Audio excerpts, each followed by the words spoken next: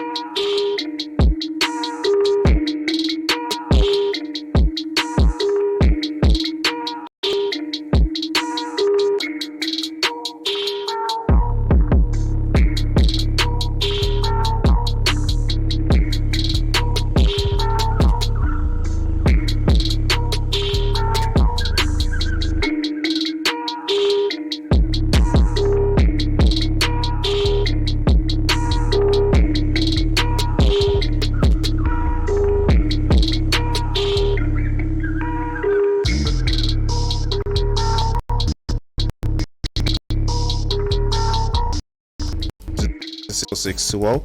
Thank you for watching my video. So you can catch me on these social media platforms.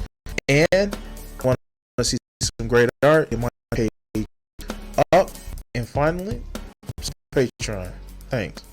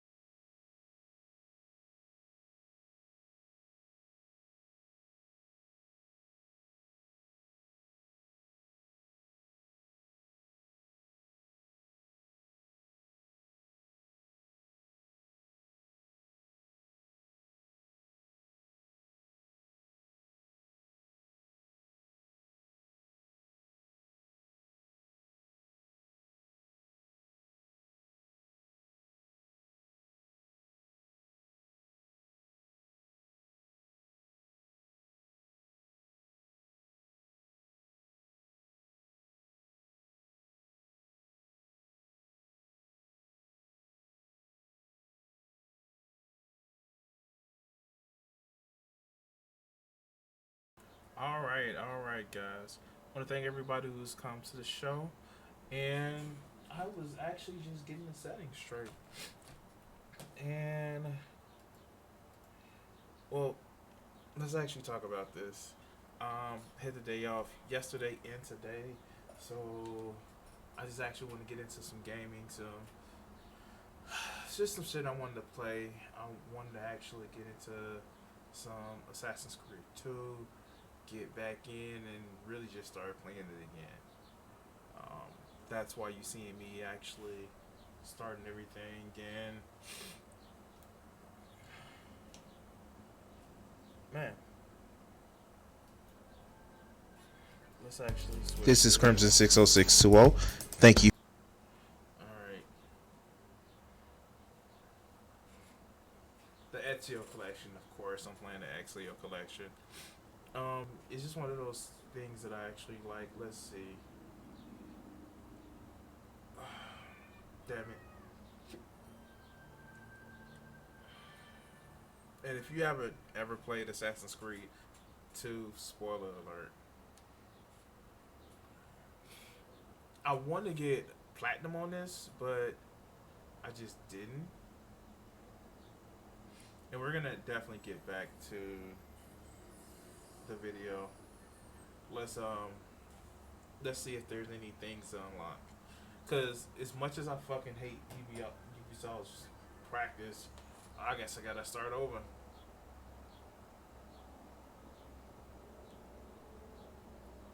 let's start with close application.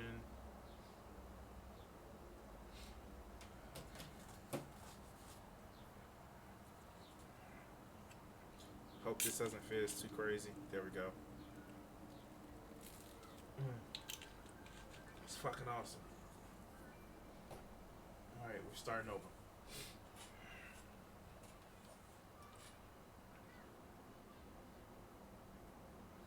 Alright, we start the Ubisoft Club. Let's see. Alright. Yay. Woohoo.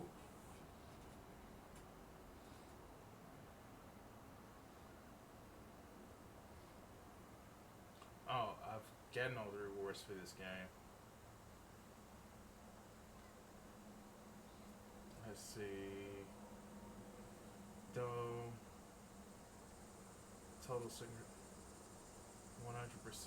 AC playtime. 34 hours. God damn. Brotherhood 32%. Oh wow. So I'm actually just gonna hit the story beats, shit that I need to actually get the story. Let's see.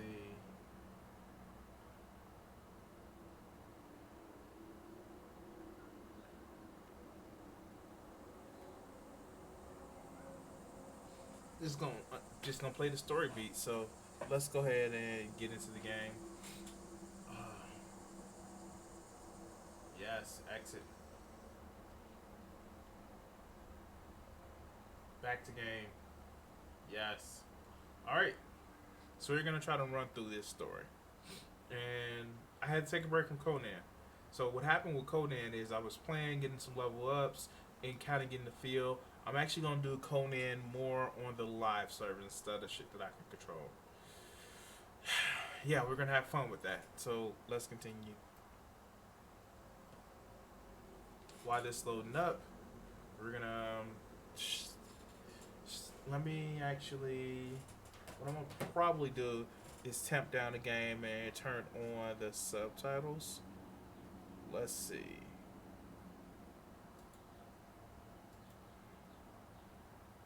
Okay, that's muted.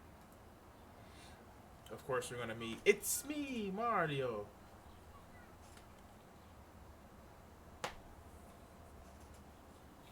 And we're gonna go story beat to story beat to story beat. Kind of play out this whole game. I actually never finished Revelations. I finished Assassin's Creed 2 and Brotherhood, but I never finished Revelations. And of course, I watched Gaming Sense, Everything Wrong with Revelation, so I knew how to end it.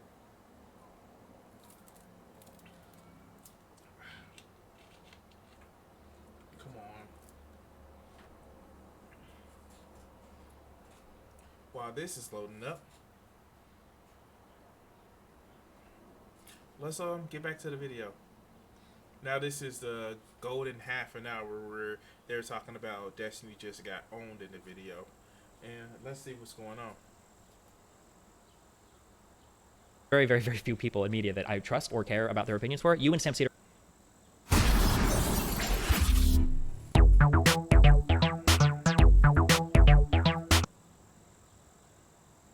are two of them. I really like your guys' opinion. So when you tell me that, I can believe what you're saying there, because I'm trusting that you're not using that excuse to just hand wave all of the information that doesn't agree with you, because I think you'll probably take that into account anyway. I'm hoping that even if you say like, oh, you know, like there could be a certain bend ideologically in academic societies related to econ, but they still probably can give us something valuable. Like we can glean some information or some insight there. Okay, the problems I run into is that a lot of the arguments that you're making, and I know this doesn't necessarily apply to you, but a lot of people will use these in a conspiratorial manner, right? Like, oh, well, all of academia are capitalist hacks, and so you can't trust literally anything. NAFTA destroyed 90% of labor in the United States. Minimum wage, blah blah blah. Like, they'll jump off of that and make all these statements where I'm almost in this like conspiratorial world where I can't trust any source on anything because the claim of the other person is that everything is biased, and it's like, okay, like I mean, I can acknowledge that there might be some bend. Okay, so and it's fast, it's sped up because I wanted to get through the video. So his contention is that well, NAFTA has some good things, so it's all around good, and it kind of didn't. What it did was give companies actual capability of exiting out of the U.S. in order to change profit, in order to chase profit, because what end up happening is when you build your system around just anarcho-capitalism instead of I'm not a fan of anarcho-communism, but anarcho-capitalism, it's profit above anything. It's quite literally written into their code to profit above, you always have to get a profit. It's your fiduciary responsibility. And waiting for this game to reload is close this application. And so you actually get the thing where you come on. You kind of get this thing where first the jobs move from the factories up north to the factories in the south, then out of the country. First to Mexico, then to China, or some companies or countries where they just had lax labor laws. But let's continue. And towards a particular ideology, but that doesn't mean we can just throw everything out the window. We can't have a real conversation now. Now it just comes down to who has like the best YouTube voice or something in terms of convincing you whose point is correct. Yeah, so that's it's fascinating to me because it's like, yeah, but that's another. Ironically, a lot of your concerns that you're raising, and I think some of them, by the way, are. I hope people on my side, and I hope they're not getting pissed at me, are watching this and actually seeing a lot of ways in which the discourse and the approach could be far more strategic and effective and welcoming. And I'm sorry, I do speak in those terms because I care about actually winning and acquiring influence. Yeah, of course. But like, right? So like, I know that So yes, like, so but yeah. So like, as an example, when we go to trade, and I just want to put this in, not to like jack in the box or anything, just because I think it flows with the conversation. TPP is not really primarily like a trade agreement, right? Like we actually already have a huge amount of trade with that part of the world.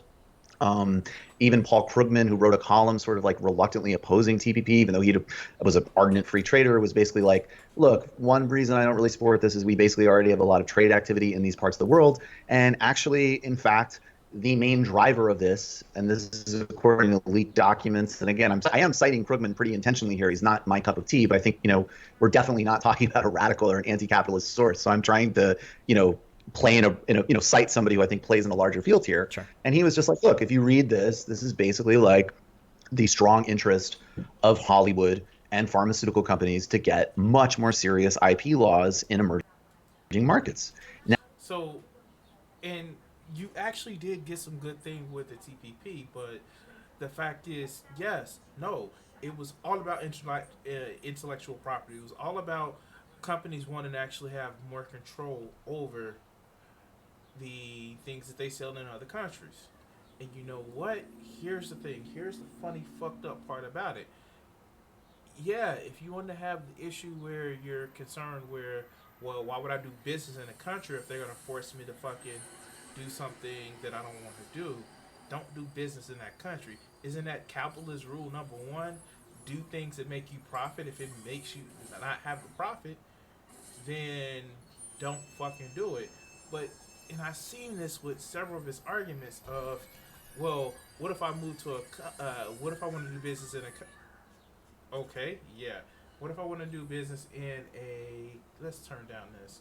Let's see, general sound effects. Let's just turn this down to, no, I need the sound effects because I need to actually hear it.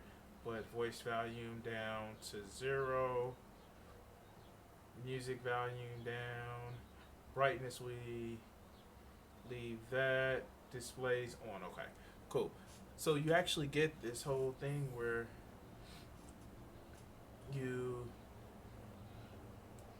you're concerned about doing business in a country that may force you to give up secrets. Don't do business in that country. Don't chase that market. Isn't that a capitalist dream? now that maybe, again, if we wanted to be really broad and charitable in your terms, you could say like, okay, that might mean that if you're a video game maker or some type of content creator in the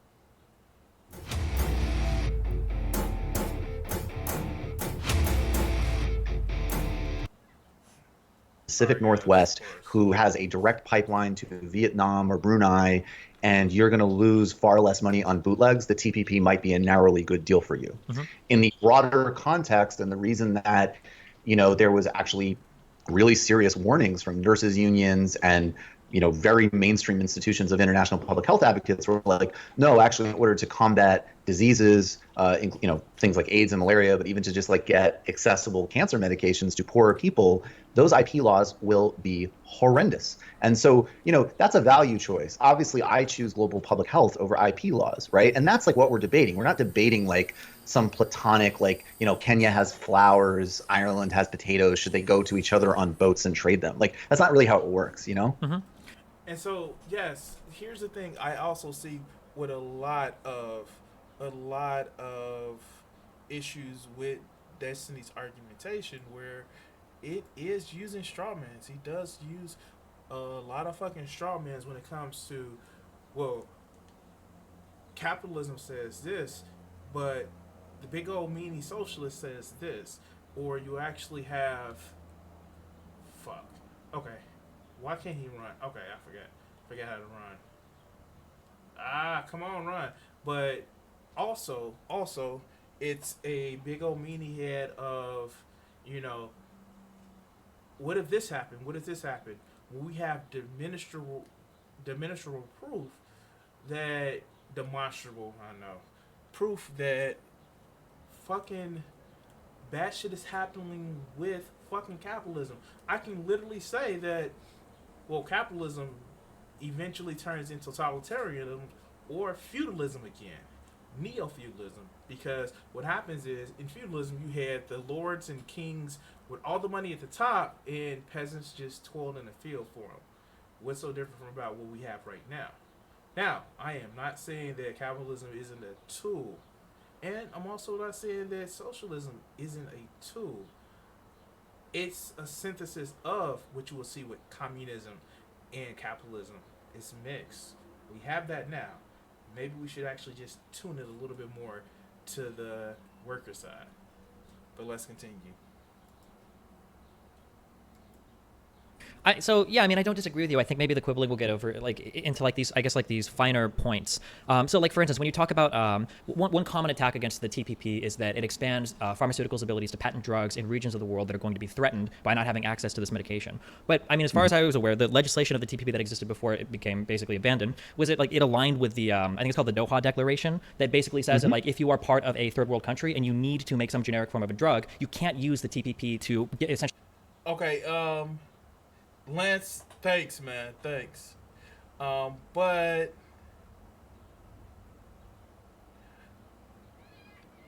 I will say that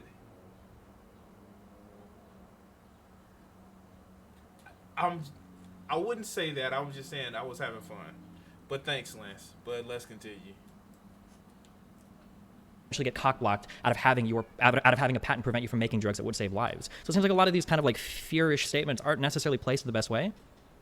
Well, that's the interesting thing, because the Doha round, that was a major fight that was waged by countries like Brazil, because Brazil under Lula, who you probably know I'm a big fan of, actually did a major dent on AIDS, partially with generics. Sure. And that was a huge controversy. As an example, in the late 1990s, one of the reasons that the South African AIDS crisis exploded was that the Clinton administration put sanctions and threatened vicious economic policies on South Africa if they provided cheap generic alternatives. And the only reason that policy was flipped was that Al Gore was publicly humiliated constantly by AIDS activists while he was running for president. So the Doha round is a small incremental victory by those forces. And it covers an incredibly narrow set of drugs, including, with the exception of AIDS drugs, a lot of there's this whole other set of so-called tropical drugs where the problem is that there's no profit incentive to produce them. They aren't problems that affect developed countries, and the people that need them don't have money, so the pharmaceutical companies just don't do R&D and say fuck it. So they were happy to concede, sure, there's a whole bunch of drugs we won't profit from that, sure, you can do generics, we're not even in that business anyways. What the TPP does... So that's actually an interesting point. Specifically, the point is that you actually saw that a lot of they conceded on a point that they're not going to make any money off of, but like we saw with AIDS relief, with the drugs in the AIDS drugs, with the Pharma Bro, the EpiPens, the diabetes medicine, where prices have skyrocketed so much. The price fixing is there, and it is miraculously coordinated. But it's not coordinated because companies wouldn't coordinate shit. It's miraculously coordinated, and it is evidence out there that as soon as one company raises their price, another company raises their price. I thought this was what capitalism would actually bring, lower prices. No, it's corporatist. And here's the thing, that's fucked up. But let's continue. The reason they lobbied for it so aggressively, and the reason that people who had even fought for the small reform of Doha, that didn't really solve the problem, Sure. they snapped into gear because these things, as you know, again, from what was leaked, it is objectively not a transparent process until the very end. And I think you and I would be, transparent, and all members of Congress would be transparent that like none of us have read the whole agreement. Sure, Let's not bullshit. Right? Although we can talk about that too. I'd put that in a note too. That the complaints about transparency, I think, are really misfounded as well. But I want to finish the public health thing quickly. So, Mhm. so actually, the IP laws that those companies were lobbying for would Lucy. apply to a much broader set than the Doha, is the understanding, and that's why it was a problem. So, no, Doha would not necessarily protect it at all. Sure. So maybe the Doha Declaration doesn't go far enough. But I don't think that having some of these potential problems is like a reason to abandon the entire agreement. You mentioned earlier the If they're the structure of the agreement, if they're the skeletal system that the agreement is actually wrote around, then yeah, it's fucking. You should abandon the agreement. Where it's more companies are, when it's more that companies are saying that, hey, this is the agreement that we want because we get to do this, then it's a fucking problem. But let's continue. transparency thing. I don't know if you want to jump into that. Well, wait. I or guess I'm sure. I guess well, I just want to stick on that a second. Yeah, sure. So Joe Biden, right? And Mhm. I'll take him at face value, even though I don't normally do that. He said a couple of days ago gosh. that in his current iteration.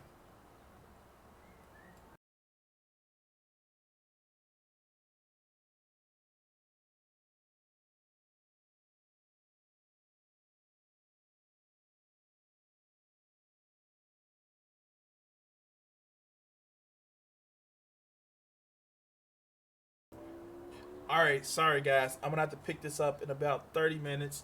I will give you guys. I will come back a little bit later. Please, please stay tuned. I will be popping this back on at 4:30.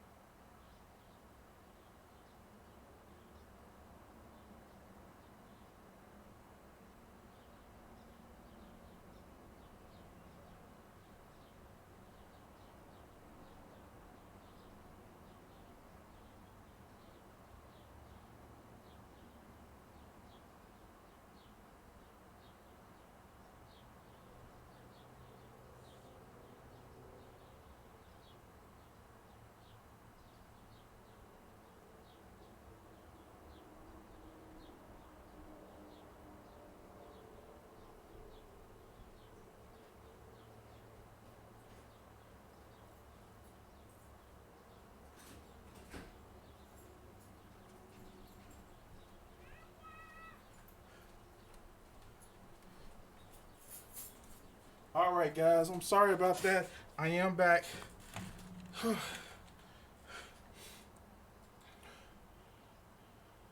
Sorry about that, guys. I had to actually grab my daughter and take care of that shit. I do apologize if I'm sorry. I'm sorry. All right. So,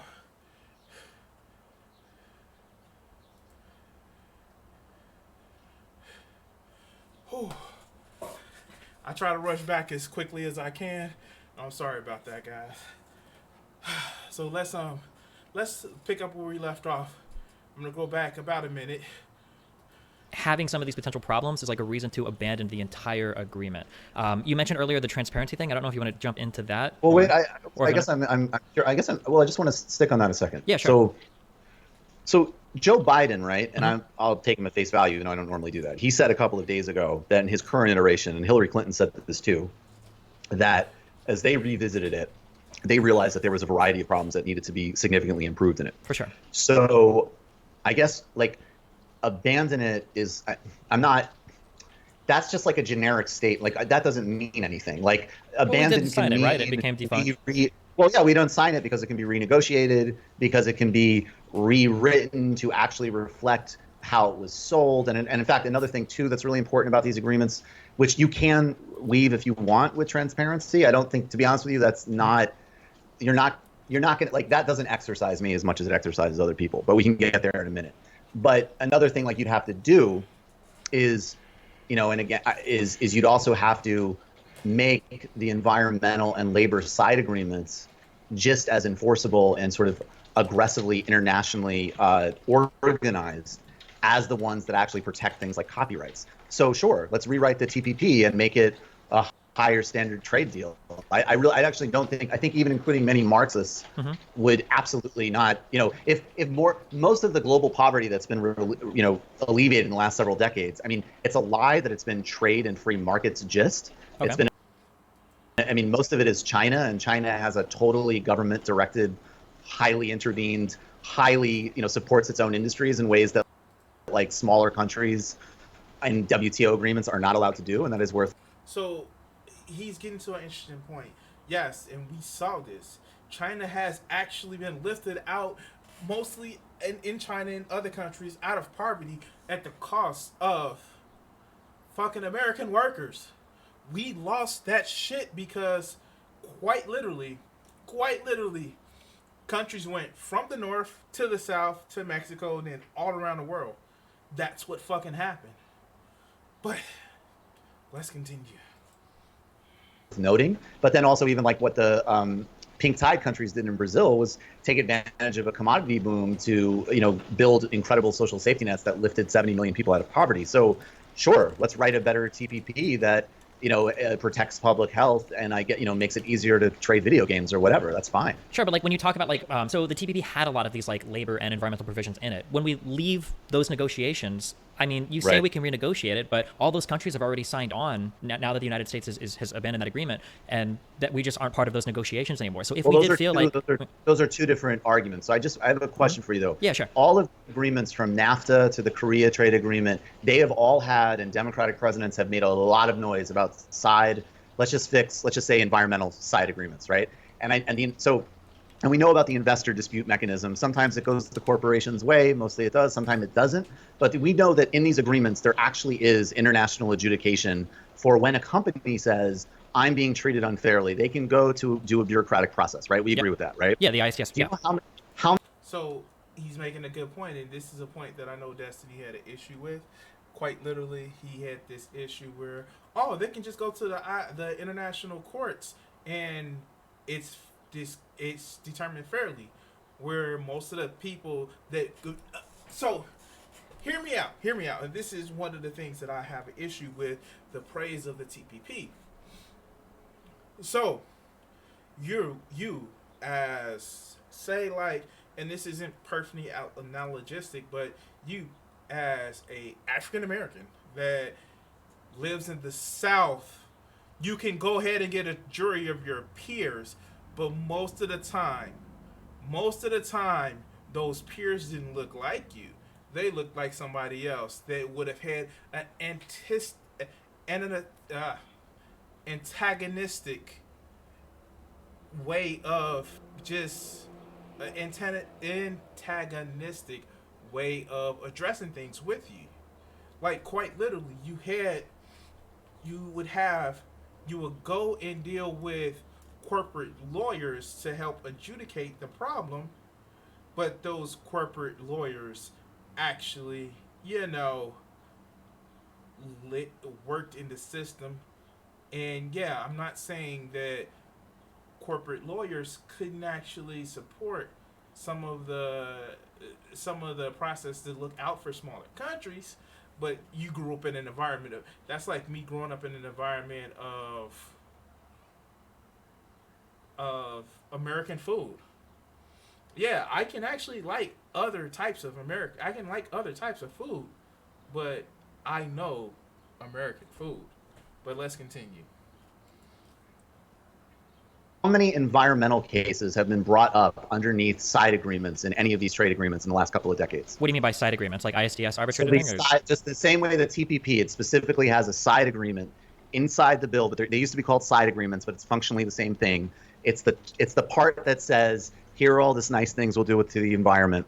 How many enforceable actions have been brought into any of these trade agreements that are the same as TPP, but they're written for, say, Korea or Central America or NAFTA? Actually, I don't think CAFTA didn't have a side one.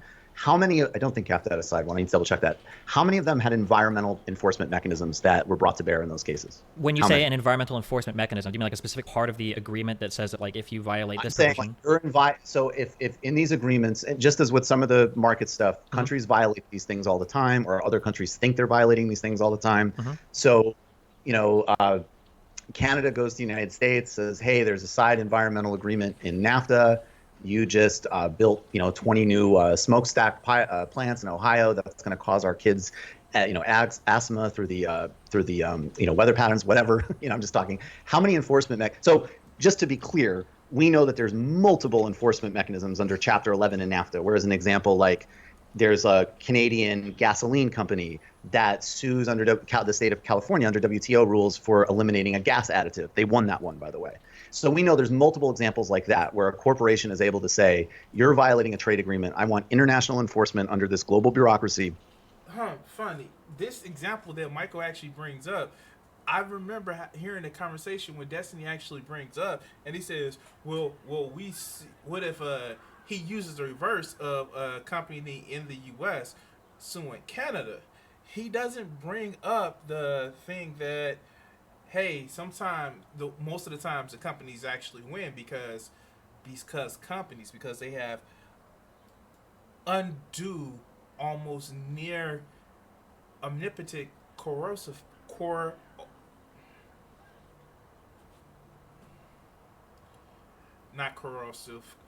coercive power where quite literally people are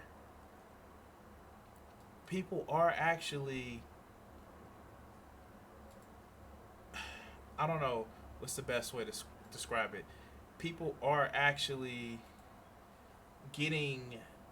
I'm trying to do something on Streamlabs, and no, I can just remove it. Okay, cool. Just cancel it and remove it while we're waiting for this. Confirm, delete that out of the thread so that won't keep coming back up. Great. So you get a lot of corporations you get to be able to say, well, because you're a corporate lawyer, you're gonna need a job sometime, and maybe our company would be able to hire you. And it doesn't mean that they would actually unjustly rule in a corporation's favor. No, what it actually means is that if your money is made off of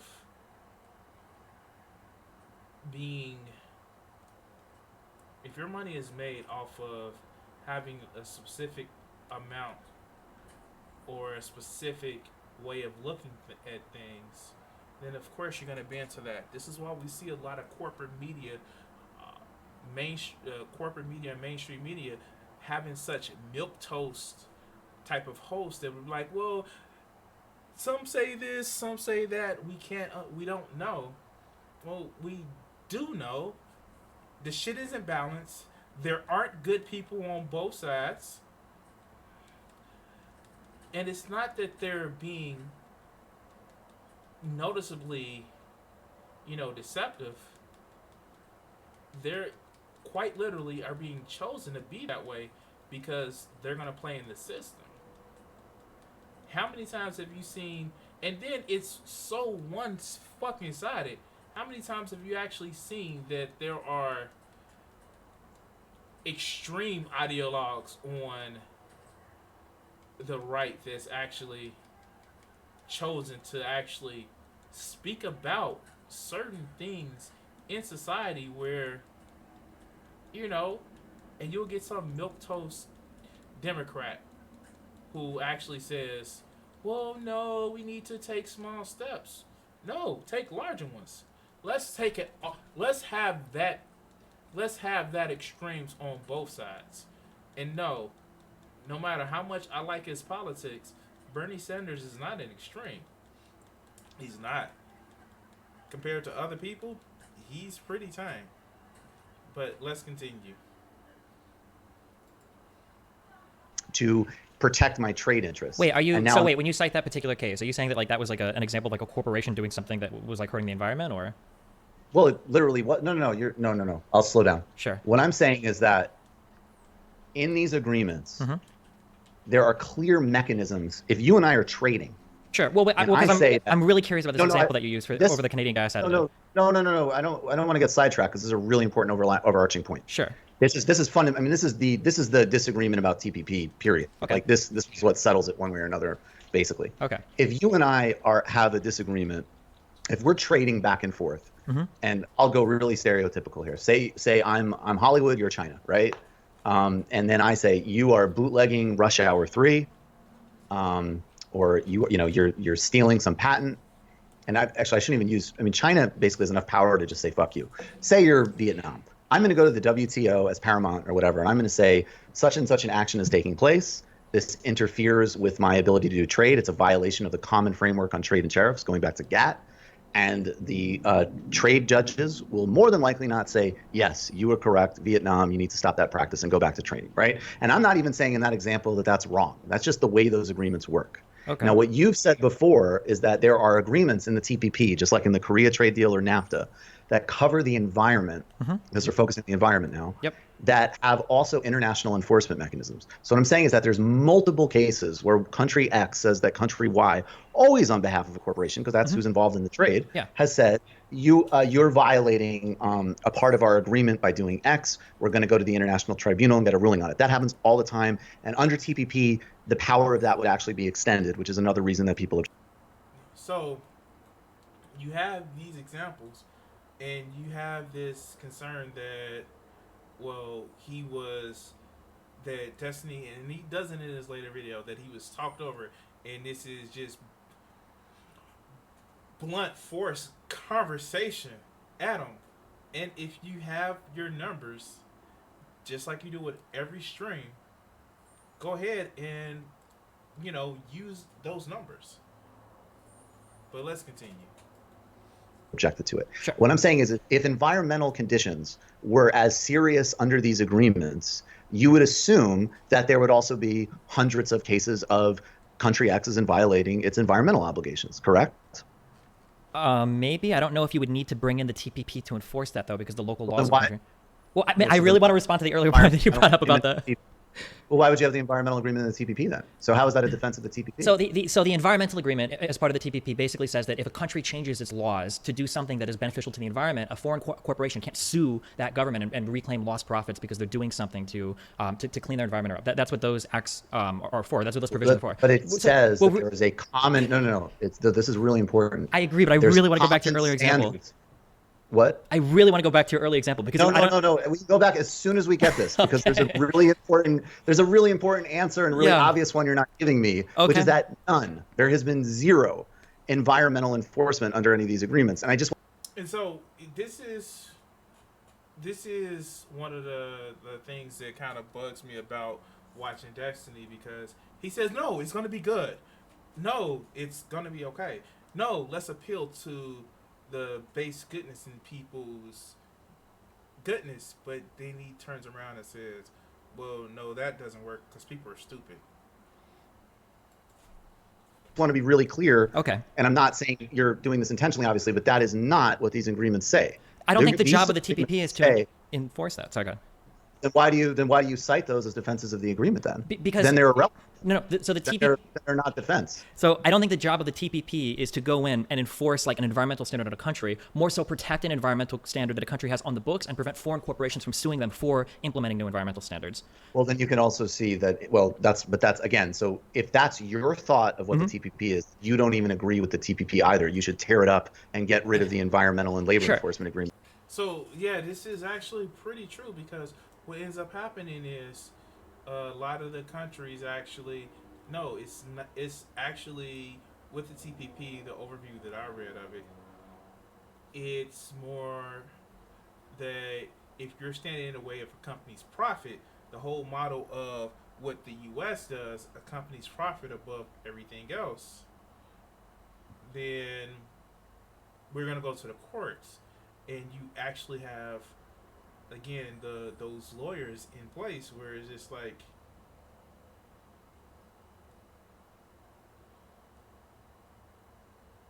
well, you may need a job later. You actually may need this later. You really want to piss off a corporation who may actually hire you? But let's continue.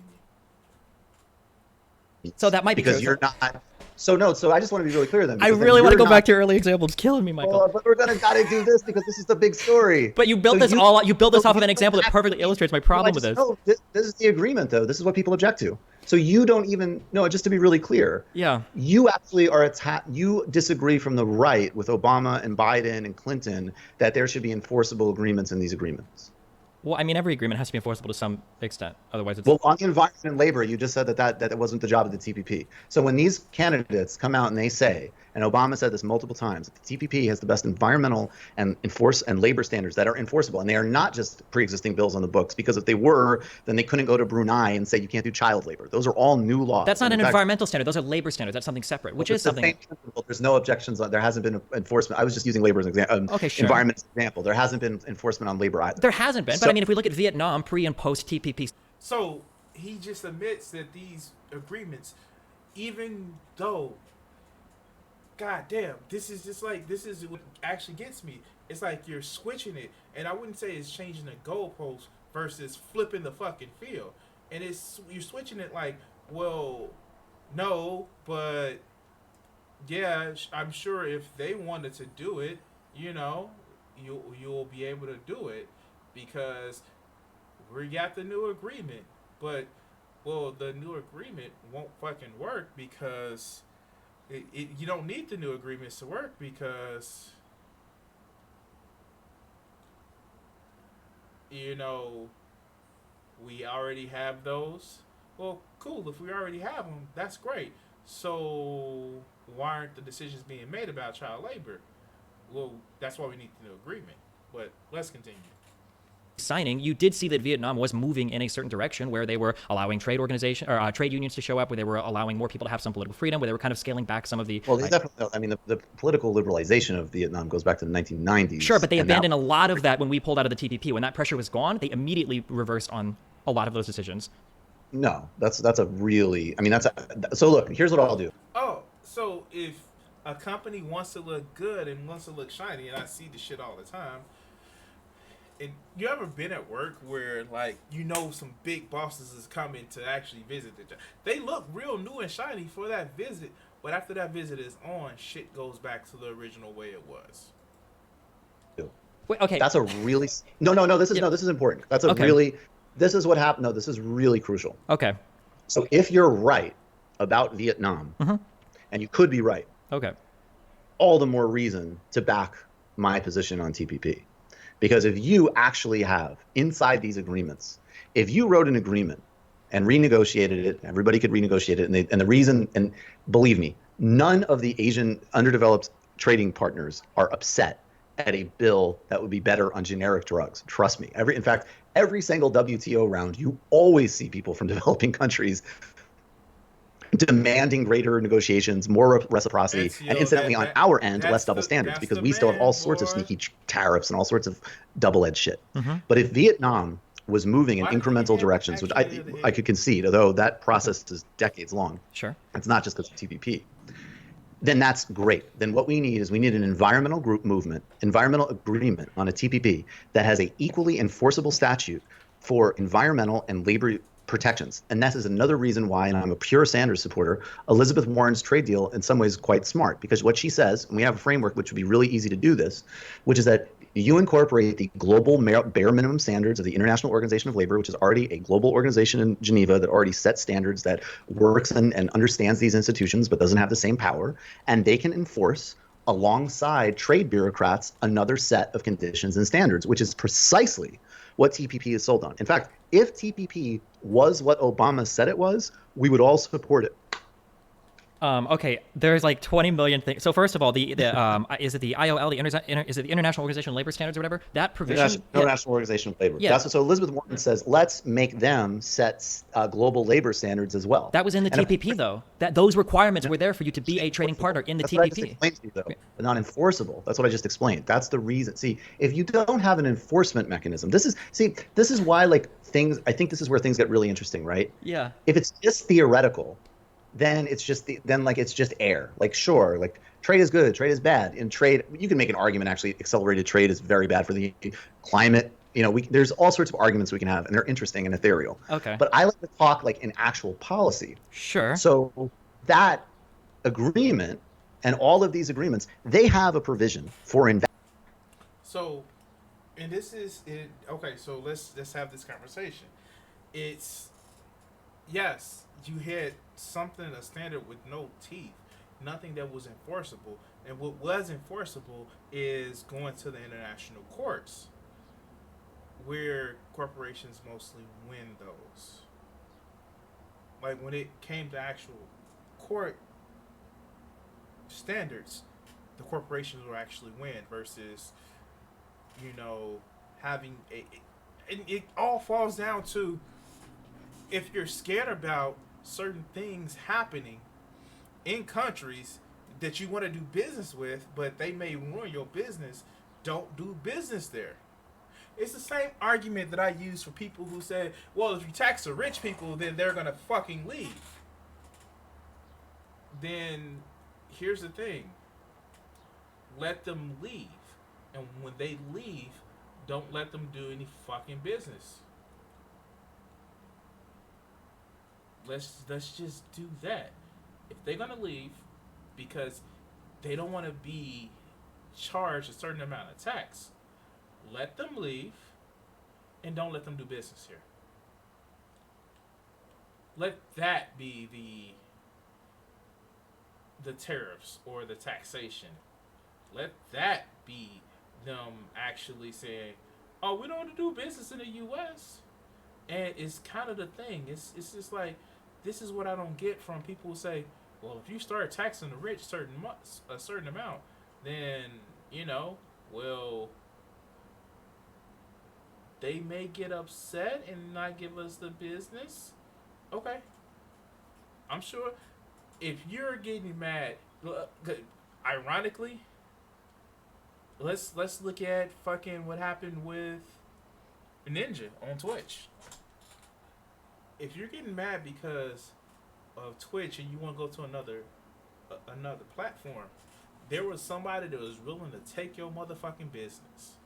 And yeah, okay, you're no longer on Twitch. Okay. I'm sure that there's somebody waiting in line to take your spot. So let's continue. Investors. If an investor says country X is violating my terms on foreign direct investment, and it is not just expropriation. There have been any number of cases brought on it. Sometimes they win, sometimes they lose. But I'm talking about the structure. Okay. There is a structure that values investors over worker and environmental concerns. Wait, how? That's the reality of those agreements. Wait, how does the structure favor them? No, because they're the only ones with internationally enforceable standards for their interests. I mean, come on, that can't be complicated. I don't understand what you mean, though. The ICS panels have people chosen from both parties that can represent them. And No, also, they don't. what do you mean, no, they don't? Yes, But they. that's Wait, okay, what hold on, basis but I don't even agree. Firstly, I don't understand No, what you say. what When you basis do you say wait, when you say that only an What investor. basis Wait, do you say both sides? hold on. When you say No, that what only basis do you say both sides? What basis do you say both sides? because that's Where do you get it's literally in the provisions of the TPP for how they nominate the panels of both the. sides? You mean both countries? No, for an investor in a country, both of them get to nominate people to panels. And That's the country. Nobody from environmental or labor. Which is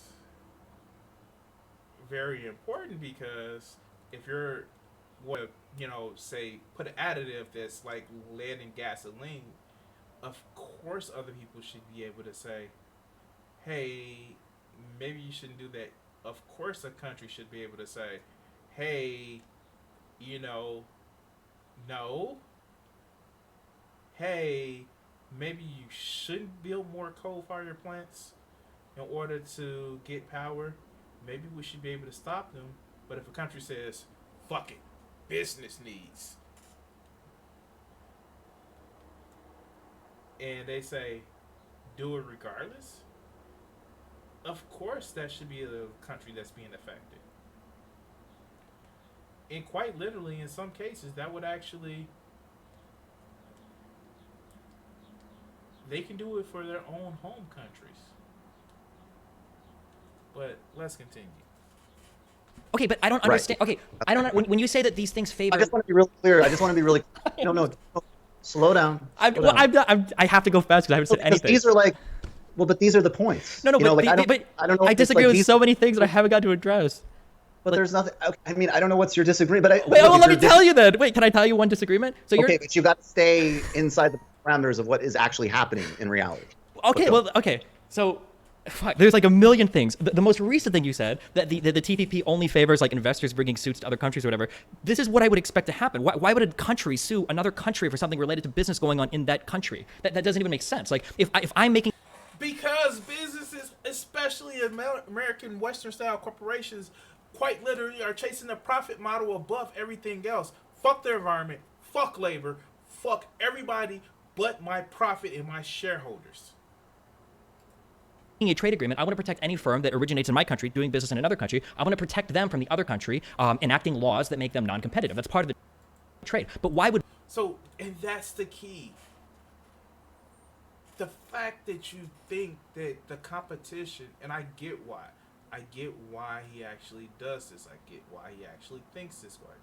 Quite literally, he's a competitive gamer. Of course he would do that. Of course he would feel that. It's a natural state for him to be in a competition. But certain things, you should not overlook competition for the environment. I'm sorry. Certain shit shouldn't be competition. The way people actually feel, the quality of life, that is not something that you should be competitive about. People competitively don't want to starve together. People competitively don't want to be able to live in a house. What, do you think if people got a free home, free food, they wouldn't appreciate living? If that's the case, people who are fucking rich, who did nothing more than win the genetic lottery, would actually be the hardest workers. They tend not to be. Let's continue. My country itself, why would the United States want to sue another member of the TPP? It doesn't make sense that you would have like... Wait a second. Why? Okay, so now, right. Why would they do that? So why would Congress deregulate derivatives? Why would the Trump administration relax laws on mining pollution? Why would they do that? What is deregulating derivatives or things related to the EPA have to do Well, with our just trade agreements? Follow the logic. Okay. Think it out. I'm guessing that we probably deregulate them because there's... I mean, it depends on the provision. Trump will do EPA-related stuff because it plays well to his base. Derivatives because we want... No. Keep it simple. Why would the Republican Party, let's just be super generic. Yep. Why would they strip environmental standards on mining in West Virginia? Why would they do that? Because they think it'll make the businesses more profitable? Why? Okay, yes, and maybe because they also get donations and support from those businesses. Probably, yeah, why? Sure, yeah. So why would the Democratic Party in this case, leaders in the Democratic and Republican parties, both of whom do in fact get quite a bit of money from pharmaceutical industry, Okay. go to bat for an agreement that would favor the pharmaceutical industry patents over global public health. Because you generally would want to favor patents for your firms going. No, and this is totally being dishonest. This shit right here is totally being dishonest because quite literally, it's because fucking profit. It's because profit, and that's the thing. I quite literally, like, it's almost as if you saw them coming together, and then you said no because reasons. It's quite literally, well, I know where this is going, but no because reasons. Let's continue. To other countries to do You trade can agreements. make- Like, that's a totally fair point. Sure, you can make that's a totally fair point. And Sure. other people would say that global public health and pandemics are far more important than that. That the trade agreements provide actually a very limited value. They only favor very small geographies and sectors relative to other ones. That's why there's not just partisan disagreements on these trade agreements. There's also geographic ones. So you could say all of that, Okay. and you could even be occasionally narrowly right. But what you could never not say, and this is just reflects the disproportionate power, like, again, would you agree that pharmaceutical companies have more power in our society today, writ large, than labor unions, right? That's pretty obvious, I right? would say it seems to me that all capital in Western society has more power than anything related to labor right now, of course. Right. So they have the most power. They have the most influence to throw around. This, and I really hope you don't think this is conspiratorial. They can write and influence legislation and agreements to benefit them at the expense of other sectors, whether or not that is a domestic piece of legislation that deregulates or an international agreement that has unenforceable, toothless environmental and labor standards, which, granted, you've said you don't even want to have those in there, but that's a very extreme position. That is not. So this is exactly where this is a problem with the TPP that so many people had. Not that some poor people are going to be lifted out of poverty. No, it's at whose expense? Because in a lot of cases, it wasn't at the expense of the corporations. They weren't being magnanimous. No, people were going to be built out, and then corporations will effectively be setting the extrajudiciary way of getting around laws of countries. That's what was happening. That's the reason why. If you want to have an agreement where you fucking talk about trade, let's make a separate standalone environmental standard. Let's make a separate standalone motherfucking labor standard. Let's have those standards and make them enforceable with teeth. Make it an international law. But I guess the U.S. doesn't follow international law as it is right now. Something about asylum seekers. But let's continue. The Clinton, that's just to be clear, that's not the Clinton, Obama, Biden position. So I'm defending their position now. What they say is their position. When you say labor or environment, if you don't have those, so then if you have an agreement that literally says if you violate something that could pertain to my copyright, no moral claim, great, whatever, protect your copyright.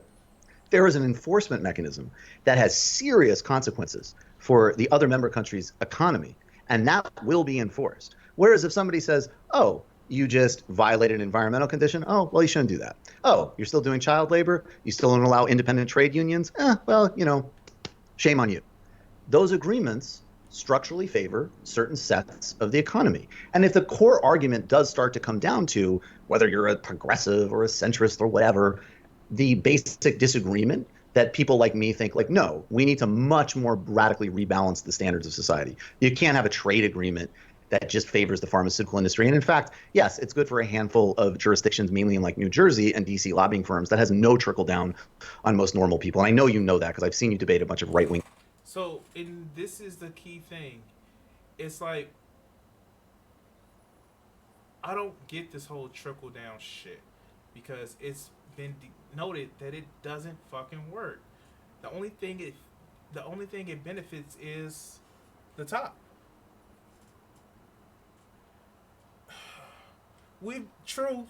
Dog, I'm gonna say this. We've been living in the last days for the last 2,000 years. Quite literally. We've been living in the last days forever. And if you don't see that, when have, and I'm going to say this, when have fathers not been against sons or sons against fathers? When does that happen? We actually have fucking writings of Plato saying that kids these days, they don't want to memorize anything, they just want to learn it in books. Come on, man. Don't do that. Don't, because it's always, hey, somebody is doing something in a way that I don't want them to do, and now it's a problem. But let's continue. Idiots. You don't defend those kind of economic policies. So that, yes, you can have trade, but there also needs to be public health. There also needs to be labor. There also needs to be the environment. If we wrote TPP and trade agreements as that, we could all support it. But unfortunately, that's not what they are because of incumbent interests, just like with other legislation. And I want you to respond, but I have like 5 minutes, so we should do this again. Okay. But I have to in a minute. The very first example that you gave is a great example of a lot of the problems that I have when people talk about the TPP or they talk about the disproportionate amount of power investors have when it comes to overriding these sort of environmental things. So the first thing that you referenced, I don't know if you made this up off your head or you were referencing the real case, was when Ethel Corp was a company that did gas delivery, whatever. They had, I think they had gas stations or something in Canada, and Canada tried to make it illegal for them to use a certain fuel additive. And using ISDS, that firm brought a case against the Canadian government, and obviously the way that this was put out in the news was, look, there's a firm trying to bring a court case here. They're trying to destroy our environmental regulations. They're just doing horrible things to the environment. This is a good example of corporation insurance. But that wasn't at all what that case was. Canada only outlawed, the only party pushing to outlaw that specific additive was doing it because they were the only company that was using it. It was only to make that company non-competitive. That was the whole point of that law. The Canadian, wait, the Canadian government itself, but the Canadian, to be clear, for me to be really clear, the Canadian government really clear, though. That's great, but that is irrelevant. It's That's not great. Because the Canadian government itself, Totally a year prior to that, had little- ruled that that additive had no negative environmental impact. And so even though that's your interpretation of that case, and that's fine, that's interesting, it doesn't hinge on the fundamental argument, the federal government still agreed to pay a $130 million settlement, right? Which they should. So they won. Okay. Wait. Great. So you support that. Again, there's no analog with labor or with the environment. In 2012, there was a U.S. pharmaceutical company, Eli Lilly. They launched a suit against a Canadian court. So he just proved the point. Like, and you know what? I would want to see that study. I would actually want to actually check what that study is, because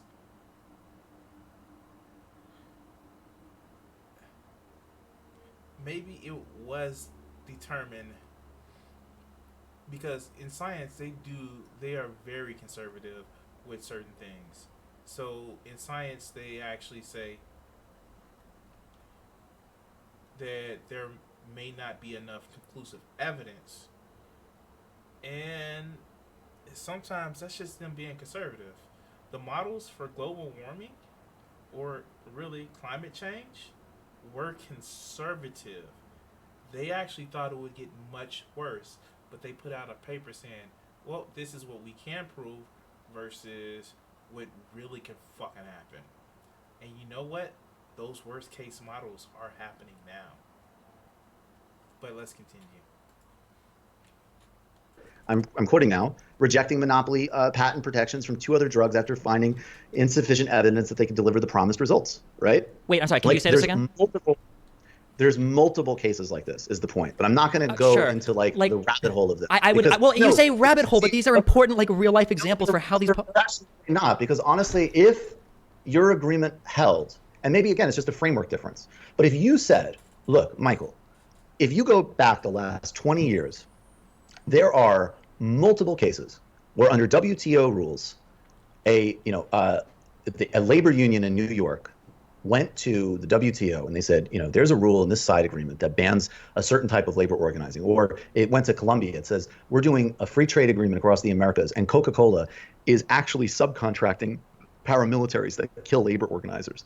This is a violation of every rule we have on the book. And there should be a civil or criminal penalty on Coca-Cola and a penalty for the U.S. as a foreign direct investor, whatever. And the WTO said, yep, that's our labor committee, and we agree with you, and that's enforceable. And then later in the day, they decided, oh, that was actually just a sneaky move that was framed as an environmental move in order to just do a sort of blatant act of protectionism. Some of these cases you're wrong on. Some of these cases I'm right on. We have different interpretations. That's fine. But the broader argument about what this agreement is unavoidable. And that's the fundamental distinction. But I really do have to run. But we could do this again if you want. Yeah, sure. I'd love to go over some more specifics of this sometime, but thanks for the conversation. Hey, man, it was my pleasure, for real. I mean, I hope, I know we So, like, you caught that at the end, like, that little dig, and he couldn't respond to it. Like, some of the cases you're wrong on, some of the cases I'm right on. Like, quite literally, that was a fun little dig that he did.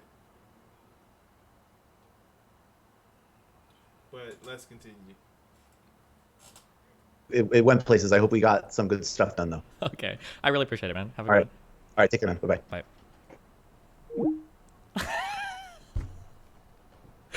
I've actually been up until like 4 or 5 a.m. I've actually done so much reading on the TPP. I hate my life right now. Right now, there's a huge gap. So, let's actually go, because I'm streaming forever. Like, today is just like the day that I'm going to be able to stream. So, let's actually go to the follow-up video from this. Hold on 1 second. So yeah, I'm actually have been watching a few of his debates, and like I actually watched the non-compete debate that he had.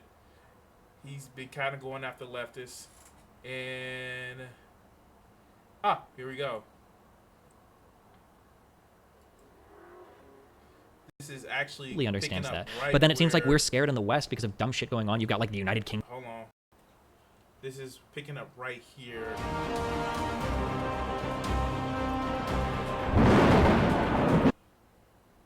All right, so let's kind of go back. Them leaving the largest. All right, so I've actually been up until like 4 or 5 This is a.m. where we I've actually done just pick so back much up. reading on the TPP. I hate my life right now. Oh my god. I would actually be shocked if somebody went through and they added the time up. I think he actually talked like 5 to 7 times more than I did, maybe more. Holy shit. Why are you such a gigantic pussy? Well, because I don't want to just scream over each other for like an hour. Holy fuck. Oh my god. You would never let anyone else talk over you like that? No, I mean, if people really want to go, but usually people aren't that insistent on.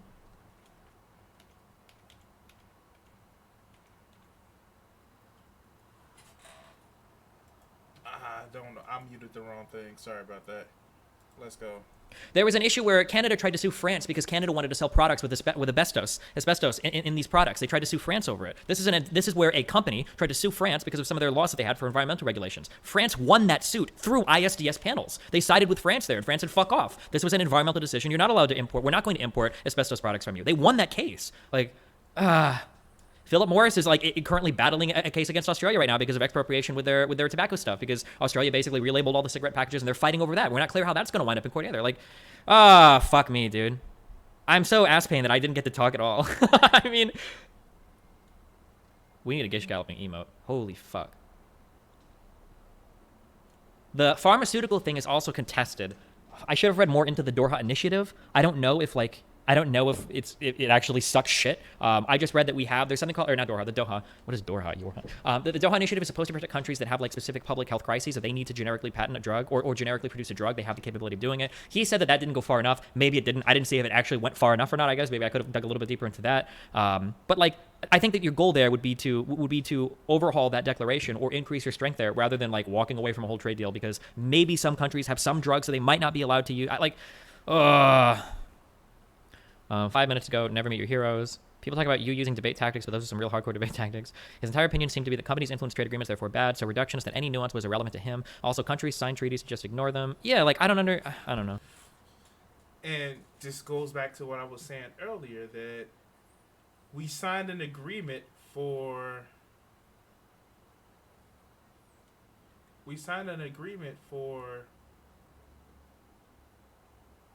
Damn, what? We signed an agreement for asylums. And look what happened with that. It's fucking illegal what we're doing in the border, but countries sign agreements just to fucking ignore them. It's the shit that's really happening. But let's continue.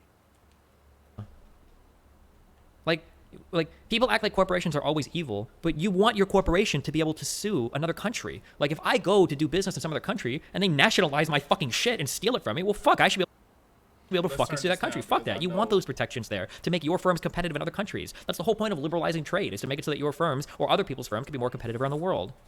So, and that's the key fucking problem. When you actually think that corporations should be competitive around the world above everything else, even above those laws, that's the fundamental disconnect. For people who say businesses just need to make money, fuck businesses. Quite literally, because it's never in a point of where they are. It's never in a point where they are just making enough money to squeak by, or just making enough money to fucking cover the costs and maybe some R&D, maybe bonuses for taking care of their employees at a later time. No, it's quite literally businesses are in. There is no reason why we should have as much corporate profit that we do, and as much income in. Fuck. I'm thinking and I'm trying to do a game. Income inequality that we do. Because reasons. That's why. Because reasons. Because corporations have to make money. Corporations are people, my friend. No, the fuck they're not. Oh, shit. But let's continue. And the strange thing is that usually the way that people attack these trade agreements is they say, well, actually, some of these labor rights you're advocating for are actually detrimental to countries on the TPP. So, for instance, 6 out of 12 of the countries that signed onto the TPP are identified as developing countries. People thought that they would have been hurt by the stringent labor standards that were pushed on those countries as a result of the ILO, the International Labour Organization, as a result of following those standards. Fuck me, dude. Oh, my God. I can't believe I wasted so much time on this. Oh, fuck.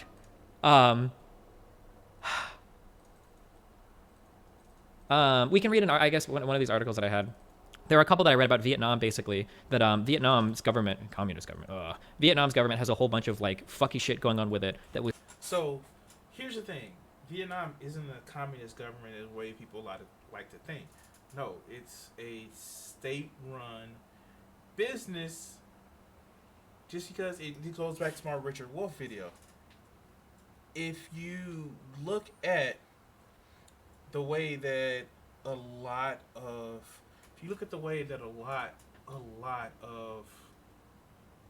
quote unquote communist, oh fuck, I can't speak right now.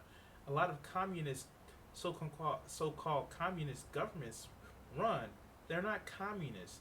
They're communists in name only. They are quite literally, the state has taken a place of where capital was. And if you want to say that's communist, then the way corporations are ran now is quote unquote communist, because it's still a top down, and I say that while I'm trying to jump down. It's still a top down structure where do what I say, and it's really just you're replacing one boss with another versus allowing more people to have more say in how decisions are being made. That's what the problem is. And you can actually say, well, I don't want the state to actually do it. But if you have a state that is running the way a state should, beholden to the people and not the corporations, because it's not about always making money, then you'll have a better system. But we didn't have that. Nobody had that. It was all about, hey, I want this type of power to fight these specific enemies. This is the reason why we want this power. This is the reason why. This is one of the reasons why you had the Soviet Union turn into what it did. And people just don't want to actually admit that the Soviet Union wasn't actually socialist. They were capitalists that had the power of the state. That's what it was. But let's continue. was starting to get walked back because they were anticipating joining the TPP. But then as soon as we pieced out, they pieced out. Let's read this real quick. Vietnam, a renewed crackdown. So this is from hrw.org. Vietnam, renewed crackdown on rights bloggers and activists. And then the subtitle is U.S. withdrawal from TPP leads to spike in arrests. You made a good point, but that's irrelevant. Thank you. Vietnam's repression of human rights and democracy activists increased significantly in 2017, Human Rights Watch said today in its World Report of 2018. Despite this, most of Vietnam's donors continue to prioritize... Okay, I let you talk for 5 minutes. It's time for me to talk for an hour now, Pepe. Sorry, what? Despite this, most of Vietnam's donors continue to prioritize trade over rights. In the 643-page World Report in its 28th edition, Human Rights Watch reviews human rights practices in more than 90 countries. In his introductory essay, Executive Director Kenneth Roth writes that political leaders willing to stand up for human rights principles show that it is possible to limit authoritarian populist agendas. When combined with mobilized publics and effective multilateral actors, these leaders demonstrated that the rise of anti-rights governments is not inevitable. After the United States withdrew from the Trans-Pacific Partnership trade deal, Vietnamese authorities engaged in a renewed crackdown against rights activists, arresting dozens of bloggers and activists and sentencing many to long prison terms. Basic rights, including freedom of speech, assembly, association, movement, and religion, remain severely restricted in Vietnam's one-party state. State-sanctioned thugs often attack dissidents, while police brutality, including death in police custody, remains a serious problem. During the... I'm sorry, is he speaking about Vietnam or the U.S.? I'm just saying, like, is it really the U.S. that he's talking about? Oh, wait, no, it's Vietnam. But let's continue. TPP negotiations, this is in quotes now, hold on. But wait. No, Destiny, no, you're wrong. That's not how that works. Wait, no. During the TPP negotiations, Vietnamese authorities knew... hold on. You should do this again, but with a debate moderator. Maybe, yeah. During the TPP negotiations, Vietnamese authorities knew it looked terrible to arrest activists, said Brad Adams, Asia director. But they have dropped their masks since the Trump... So if you fucking know that they just did it, and just because they were looking at getting to the deal after that time, after they were in the deal, they would actually just go back to business as usual. Because they didn't have to put on an extra shiny new coat of paint to actually get what they wanted after they already wanted it. I'm sorry, do you believe that they would have remained as open as free as they did with the trade while they were doing the trade negotiations after it was settled? Because they may get kicked out from the Trump. Get kicked out by who? The people that support the Trump administration? Come on. Administration pulled out of the TPP and started handing out heavy prison sentences to citizens peacefully calling for democracy and an end to one-party rule. In 2017, at least 24 people were convicted for their writings and advocacy on democracy and human rights. Wasted all that time when you could have spent it debating SD Peach Pepala. Those convicted include bloggers Wen Gok Nu Gyu.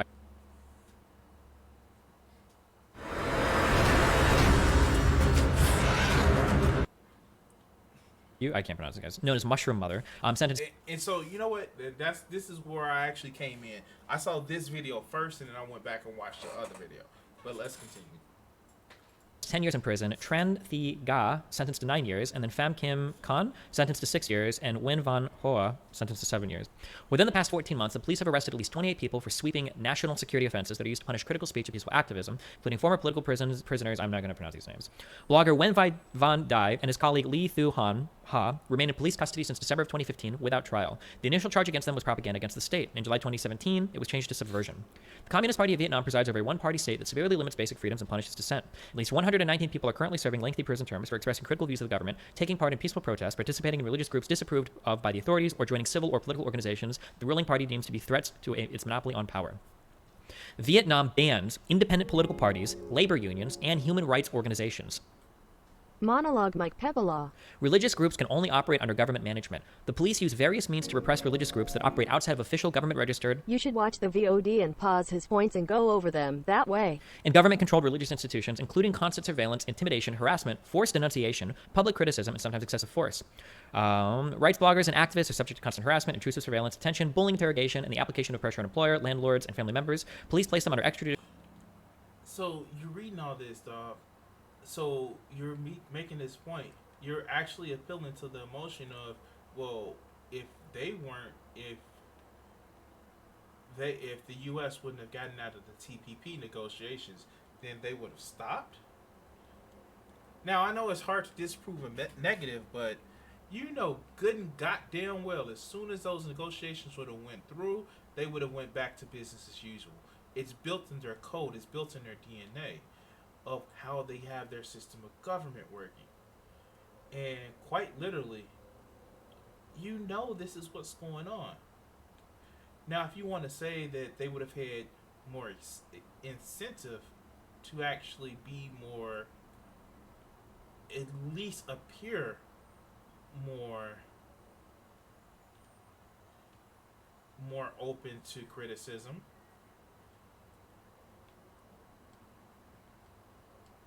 then, you know, maybe.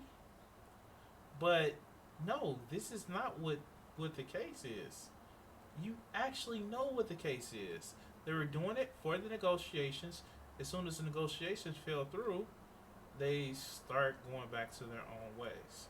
But let's continue. Judicial house arrest or in brief detention so they cannot participate in public events such as pro-environment protests, Irrelevant. human rights discussions, or meetings with foreign diplomats, or attend trials of fellow activists. The authorities also prohibit rights activists and bloggers from traveling abroad, sometimes citing vague national security reasons. In June, Vietnam stripped former political prisoner Pham Minh Hong of his Vietnamese citizenship and deported him to France. Physical assaults against rights activists, bloggers, and campaigners occur frequently. Many victims have reported that unknown men in civilian clothing Had beat them, fun blah, blah, last blah. puppy. Hope to drink your soylent again soon. There you go. His chat fucks with him all the time. I'm confused, Destiny. You mentioned companies should be able to sue countries that nationalize some industry they're doing business in. What is your view then that an oil extraction in the Middle East and the U.S. support for overthrow of their sovereign? No. I'm talking about like if you have a company someplace, you shouldn't be able to just like take over my company and own it by your government, right? Like that's what I'm saying. It's expropriation, right? Why would they think of joining in the first place? Because of trade liberalization, because it unlocks their ability to export more goods and import cheaper goods for their people, right? That's usually how you pressure people into doing things, is economic reasons, right? That's why we're not all, well, why I believe a lot of us aren't like fucking killing each other all the time anymore. It's because we. So it goes to your core belief, and that's the thing. This is about your core belief that trade actually helps the world do better. And I would agree that trade to help people get certain shit does make the world go better. But also, that social unrest that comes with screwing over workers or children or the environment isn't exactly helpful. But let's continue. Rather just trade and make fucking money.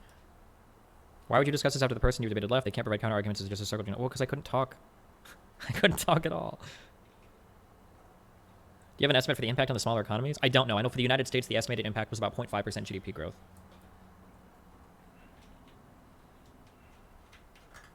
You didn't assert yourself at all. You said, okay, every time you shut up. Well, if you watch the VOD, I mean, like, there are times where I try to keep talking, but he's just going and going. And if I keep talking, the thing is that, like, if I keep talking and he keeps talking, like, on both of our ends, it's just going to look like we're muting the other person, so. Go over the VOD point by point. I mean, we could. I don't know. I mean, like, we did. The thing is that, like, we didn't even get into anything specifically regarding the TPP. Like, Pee pee poo poo. yeah, Skype does the thing where it mutes him. Like, every time I started to talk, it would mute him. And then I imagine on his side, every time he started to talk, it probably muted me. So if anything, it's going to sound really bad when they post the video on their channel. It's going to look really bad for me because it's going to sound like I'm just sitting there silent the entire time while Brooks is talking to me the whole time.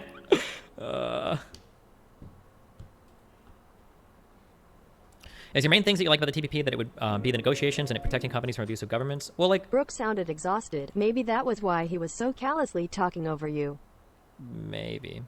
I mean, like, the issue is just that, like, what a lot of people criticize the TPP for aren't good criticisms. Like, I don't think criticizing the ISDS panels, I don't think that's intelligent. Like, right now, these are probably the best ways that we have to resolve disputes between firms and countries. Like, what else would you recommend? Like, and I didn't understand what, I don't know if he didn't know or he misunderstood me, but he was saying, like, they're not, like, both sides don't get to nominate a judge or something, or don't get to nominate, like, somebody on their panel. I don't know what he was saying there because we didn't get to talk about literally anything. But, like, did it sound like he was trying to say, like, you don't have the ability to nominate your own panel, like, representative or whatever? Like, that's supposed to be how those panels work. Each of So again, this goes back to, and I hate saying the word again like that. It goes back to actually nominating somebody that's already in that corporate sphere. Somebody, and this is one of the points that I think that he was trying to make, but not too well. when you're nominating somebody in that court, in that type of, he may say it's corruption, and I will give progressives, they actually think the system does actually lend to a lot to corruption. I would actually give them that, but it may not. But here's the thing with that: you're not nominating somebody who's outside of that sphere. You're nominating somebody who lives in that, who makes their living off of that. And you know what? Maybe that's still, people have their interests in being corporate lawyers or the international corporate law. And if you want to get mad at me saying that you won't get somebody who's inherently biased towards international companies, then you're right. I am saying that. Be it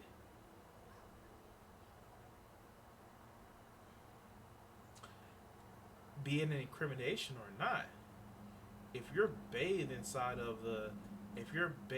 in the environment of how certain companies act, if that's how you acclimate yourself, it's like asking the fish, how's the water? The fish will say, what water? Let's continue. You appeal to third-party arbitration, these ISDS courts. Both of you appeal your own dude, who will hopefully rule in favor of you, and then both of you have to agree on a third-party dude, on a third guy, and then you need two of these people to rule in favor of you in order to win your ISDS case, which is a fine system. Like, I don't know how else you expect to resolve these issues without third-party arbitration. He was talking about labor as representative. Labor is representative in what? What would labor be represented in an ISDS dispute? Like, what does that even mean? I mean, labor was part of negotiating the TPP. I mean, there are labor representatives that are part of the United States Trade, the United States Trade Representative. Like, they're part of those negotiations. Now, I mean, Michael would probably go on and argue, well, the private companies there had way more leverage than the labor people to negotiate, which is probably true, sure, but he wanted environmental groups to have a say in the decision. What do you mean by environmental groups have a say in the decision, though? Like, he wanted what? Like, one country to go sue another country for their environmental, like, misdoings? Or I don't know. So this is actually one of those things where it's just like, I get you don't understand. It's just like, wow, I fucking get that you don't understand, because the first thing you actually think it is that, well, companies should actually be able to say or do things to make a profit, and the market would actually, help. The market will basically correct itself to make sure that people don't go too bad, when that's just not the case. See corporations now. I don't understand what that means. And I guess, like, I would need to look more into I guess we can dig through history in terms of, like, how environmental standards are pushed. But I mean, like, I would imagine that companies would sue other countries, or that there would be a lot of pressure on other countries that want to join these multilateral trade agreements to have good environmental standards. Because if I have to have good environmental standards in the US, if I have to follow some bullshit ass EPA rule, you better fucking follow it too, because if you don't, my exports are going to be non-competitive with yours. So that's the thing. That is patently, demonstrably false. For example, it was just an issue with having a standard of having bleached chicken, and France was like, no, we don't want that shit. We don't want to sell that shit in our country, because we don't like the way that implies we don't like the way that the health effects it would affect our country, our countrymen. And the U.S. sued for this shit and basically won this shit, quite literally. This is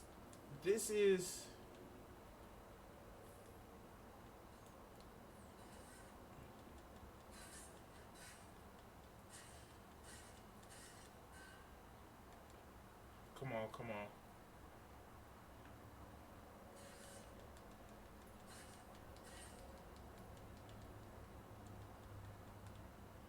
Alright, cool. Killed that motherfucker. But quite literally, you actually see this happening in real time. The standards that we have for shit, other country, like we have lackadaisical shit, and people go to international court not to say, and it's never a situation where, oh no, France is going to make sure that they can't have these standards in they can't have these standards in their country. No, it's usually those corporations that are going to make sure that they can have the rules bend to their will, and this history about it is no reason why. No reason why. Like, look at what happened with BP. They had a judgment against them, and then they still went to international court, and they still got the shit reduced when they fucking caused a problem. What went on in the oil spill in the Gulf? But let's continue. So it seems like there's all the incentive there, even from a capital point of view. There's incentive for the capital people to be like pressuring people. Like, even if we assume it's a corrupt capitalist run system, the capitalists would want to force other countries to play by their environmental rules. Why would you want other people to be able to pollute and shit when you're held? No, their goal is to actually get rid of the rules, so no one has to follow. That's the thing, and that's what happens a lot of times in the system, if not most. Get rid of the rules altogether. Race to the bottom. Let's not have minimum wage anywhere. And shackled by your own EPA shit. Like, that's his point. There's no dispute mechanism for what he has said. I mean, I don't understand, like, what dispute mechanism. I mean, like, what do? You sanction people? You kick them out of the trade agreement? I don't know what dispute mechanism you're looking for. I think historically you've approached debates in a reactive manner where opponent states an opinion and you refute. I think in some cases you have to be offensive and provide a contention first. I think he was saying that under ISDS, a firm could sue a country, but a country couldn't sue a firm over environmental or labor issues. Yeah, of course they can. Michael What do you mean? Brooks, more like talks a lot duckers. Wait, why can't a country sue any firm? If a state wants to bring charges against a firm for something, for illegal dumping or whatever, for a lawsuit on the books, of course Destiny, you can. new debate tactic. Just lay out your points, and when the opponent wants to counter, you immediately announce you have to leave. Bonus meme wowie. But I mean, like, that's the whole point of, those are local laws. The TPP isn't going to give you more local laws. Like, that's on you. If a company is here, they do something illegal that violates our environment, then we sue them. Like, but we don't need the TPP for that. Nobody needs the TPP to enforce their own laws on their books. It doesn't make any sense. And what a lot of people actually, what he doesn't realize is that it's never that's not the context of the way the TPP is framed. And again, maybe it's a framing thing. It's never that you get more local laws. Just like federal laws supersede local laws. International laws supersede federal laws. That's why what Trump is doing in the border is fucking illegal. Simply put, because the international laws are more of the law of the land, and the fact that he's not following them because he wants to take the federal government in a specific way to support their base. That's company. We have a shining example of what countries can do. Shining example. But let's continue. Yeah, and even if that was a thing, even if we say, well, maybe we should have a mechanism for resolving environmental disputes or something, sure, that's fine. We can do that. But that doesn't mean you scrap and walk away from the whole deal. And now, by the way, we don't have anything. And this is what I don't get. It's this whole thing of capitalism needs to win over everything. But let's continue. You need to borrow, though. Wait, this is important. People do that during the Democratic debates, too. Wait, this is important. Let me talk for 20 more seconds. He wanted labor and environmental representatives in disputes between corporations and countries. How? What does that mean? Like, that labor just comes and talks about any case that a firm brings against a country? It doesn't even make sense.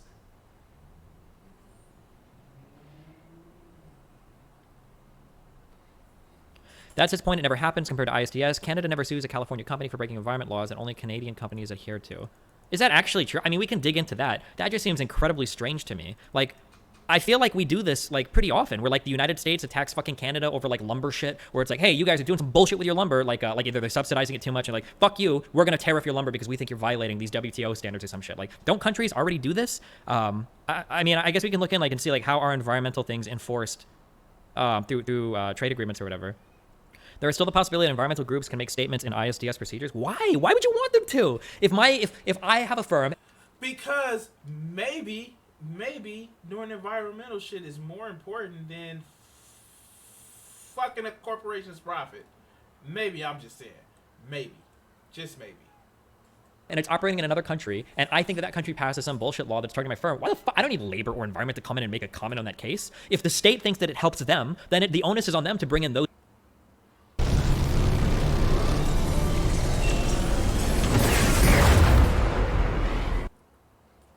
people as part of the case. If I think it helps me, then the onus is on me to bring in people on my case. Why would I need labor or environmental as like some fourth party to that case? They don't have like the standing to have a say in that. I feel like it's your responsibility to stop the debate. Wait, what? What? Again, profits over everything. We need this system to work because if it doesn't work, then wait, what? Labor doesn't have a case in something that, like, quite literally, like, I don't know if he doesn't realize that just maybe, that, you know, labor has a case. And you know what? The labor may actually side on the backs of the corporation. Maybe they may say, well, this will bring us jobs. Maybe the environmental company will say, the environmental groups that may be brought in may say, maybe this actually help the environment in some kind of way. But for you to say they don't have a say, they shouldn't be representative, this is the reason why. I don't know. I fucking get. If you think profits matter over everything, I get why you say this, but let's continue. Debate and talk to me about your frustrations if you think you're being fair. Yeah, but I mean, it just looks bad. I don't know. I don't know. I didn't think it was going to be that insane. Holy shit. I'm super curious on what the talking time is. This was a short one. It was only like an hour debate. So like, this is a really short one. I'm super curious what the talking time was there. Like, it's got to be like 7. He talked like 6 or 7 times more than me. What's worse? You starting yourself really never talk. I mean, like, what? So what? We just talk over each other for like. So. Damn, that's fucked up. Every time I see that scene, it's just fucked up. But like, okay, yeah, cool. If you got these points, like, here's the thing. He doesn't like moralization of arguments for economic things. And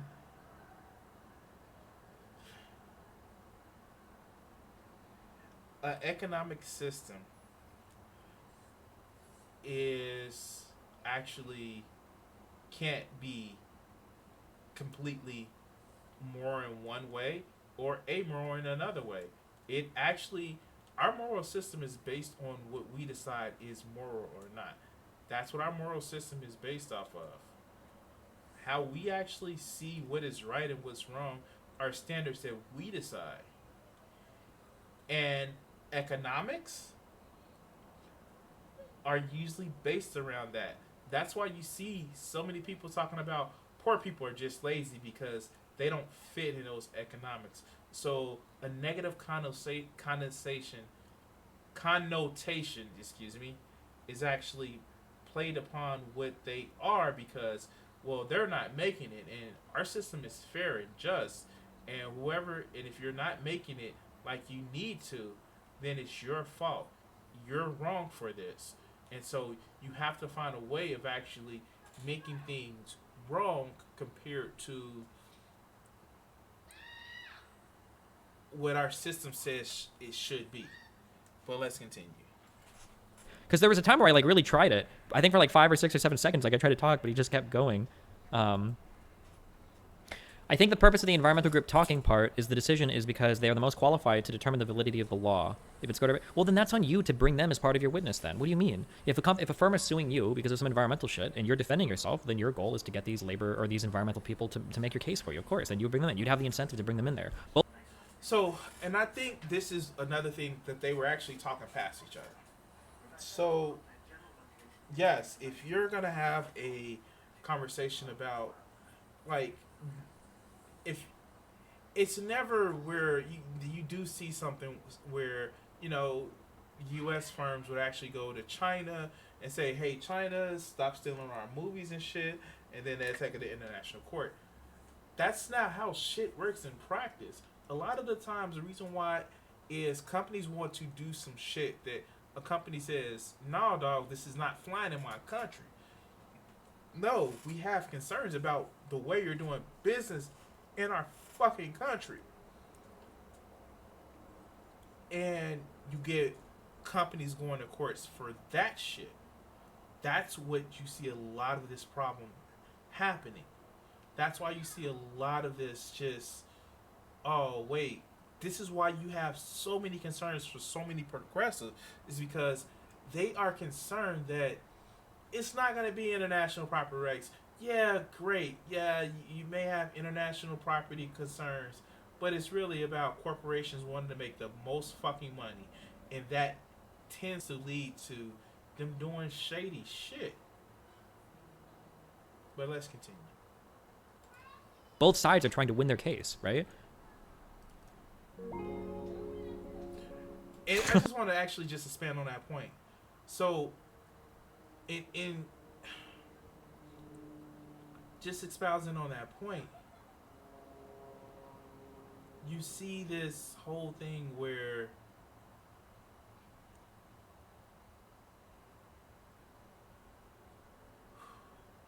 this goes to my fundamental disagreement. You see this whole thing where Destiny actually says, well, we don't want worker-owned co-ops because people are stupid. We don't want this because it'll never work. But when corporations do things, well, they naturally should be able to make profit, and the market would actually fix itself. We've been hearing that shit since the birth of capitalism. And yes, there are incremental changes. But a lot of those changes didn't come from anything but, and in most cases, violent revolutions or the threat of violent revolutions. And we should be able to evolve past that, evolve needing to do that, but it's really about power. And a lot of corporations are just, they want power above everything else.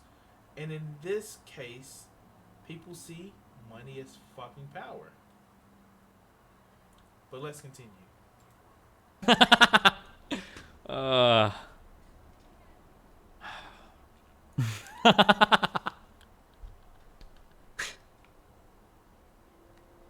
I thought I'd be spending all night tonight, like him like providing like counterpoints, and I'd be like reading up like, okay, well, is this actually what he said?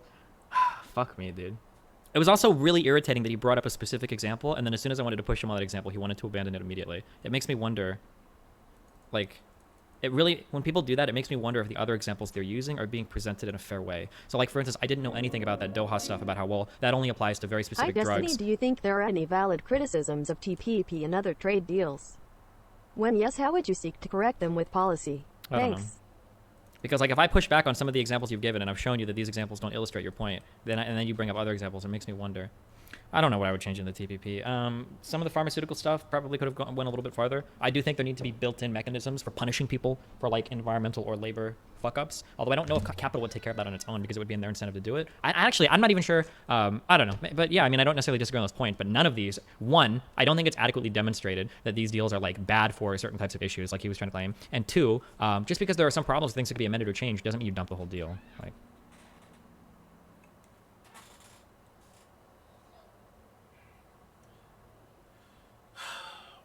Okay, so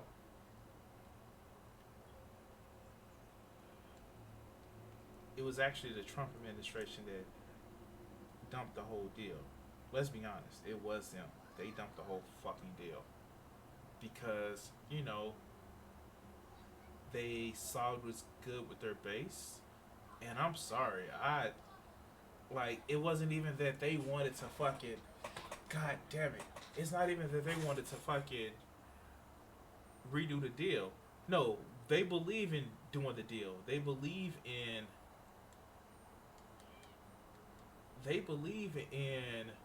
fucking trade agreements. They are fucking trying to renegotiate NAFTA, and not in a hey, this is gonna help everybody else. This is quite literally corporations trying to make money.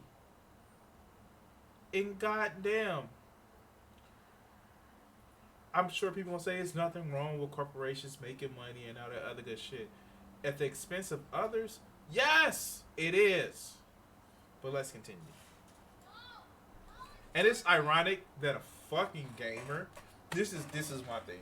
It's ironic that a fucking gamer would actually have an issue with corporations and not making money. But I guess I'm not gonna say that he's a whale. He has a setup to be a whale for corporations, especially what's going on with, like, quite literally, if the TPP was able to go into effect, quite literally, EA or Ubisoft or any of these old other fucking countries can actually come in and say, well, loot boxes aren't gambling. You're making me non-competitive. Quite literally, this is a real world example of how they can actually do that shit. What do you mean? It's not gambling. Kids should actually be able to do it, and it should be able to play these games where they buy a crate of virtual items. No, it's not gambling. They can literally take that case for the suing of the word or of the word gambling or the restrictions that they place on fucking companies to actually say, I don't like the law. Quite literally. This is a real fucking world example. This is an example. But let's continue. Michael Brooks' argument wasn't predicated on any specific case being read or wrong. Michael's point wasn't that the ISDS courts were bad on environmental protections. This is why I interrupted Destiny. We were trying to start talking about specific court cases. Rather, his point was that labor and environmental groups didn't have a system to enforce their agreements like investors and firms have with the ISDS. Sure, and that could be a valid criticism, but you can't bring up a bunk case that goes completely counter to your point. I don't know. Pakman is in Discord for what? Oh. Hey, hold on a second. I don't even have headphones on. I can't hold on. Can you hear me? Hello? Yeah, I can hear Hey, you. can you hear me? I can't hold on at all. Oh, you can't hold on. Okay. I'm just talking to you, dude. What's up? It seems like something got crazy on your channel today. Hold on. Yeah? Okay, so like. All right, so this is directly after the debate. So you see Pakman get in, and Pakman and him has had discussions back and forth and shit like that. But let's continue. What happened? People are saying you got to talk to Destiny. Things have got. Did you see something about Michael Brooks and you're sad tonight? A little. Hold on. Before we have this conversation. Yeah. Okay. Click this. Hold on a second. Click this. Lee chess bullet. Oh no, I don't play 30-second chess. What? Are you scared, Pakman? All right, let me see. Hold on. Let me just pull it up. Okay. I mean, let's just see. I hope this type of stuff generates subscribers on Twitch, because otherwise this stuff is like a huge waste of time. It's not a waste of time. This is important, okay? This is intellectual boxing right now to see where we stand on the issue. All right, so this is fucking hilarious that, as soon as they get in, he actually sends the shit. This is just funny. This is actually funny, hilarious. And it's actually a good-ass game, but let's continue. Are you ready? Mm-hmm. Yeah, is this you? I'm playing Anonymous. Oh, yeah, this is me, okay? Okay. All right. Pakman is ahead for a little bit. I've never played this format before. That's unfortunate. All right, so I'm just going to take a game break right here and just say this. If you are a fan of mine, and let's just do this right quick. Let's go to me. If you are a fan of mine, and in the background you're seeing, let's see. This is Crimson 60620. Thank you. Nope, that's not it. If you're a fan of mine, let's pause this right now. I will say this. This is brought up in the screen. This is just totally not having to do with the video, having to do with the game. I want you to understand one thing. Ezio's family has been saved by hookers. Let's just say they're hookers. Fuck it, let's be truthful. Never, ever shame anybody that chooses to sell their body of their own volition. Now, you can be mad at people who do it for drugs and things of that nature, but if you are somebody who sells your body of your own volition, be it complete touching or all of that others, you will never find shame from me, because that gives you your agency. And I have a quandary for people who do this. Never shut a slut shame. Never ever shut slut shame, because those are the people that will give you what you want. So you treat them like they're people, and maybe they will touch you. Treat them like people. Treat them with respect. Those people that are shrew and say, no, those people are bad, those are the ones that you want to watch out for, because they want to restrict you. People who are secure with themselves to be sensual, especially in a society where puritanical values are still held up for some fucking reason, never shut slut shame. Because here's the thing. Well, people that like to have sex are fucking awesome. But that's Crimson 606 who will focus thing of today. But let's continue.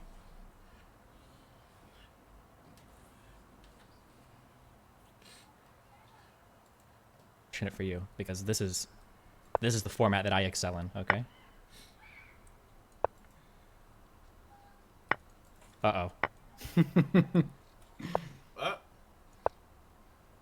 Look at that game. This is 30 seconds to play chess. 30 seconds.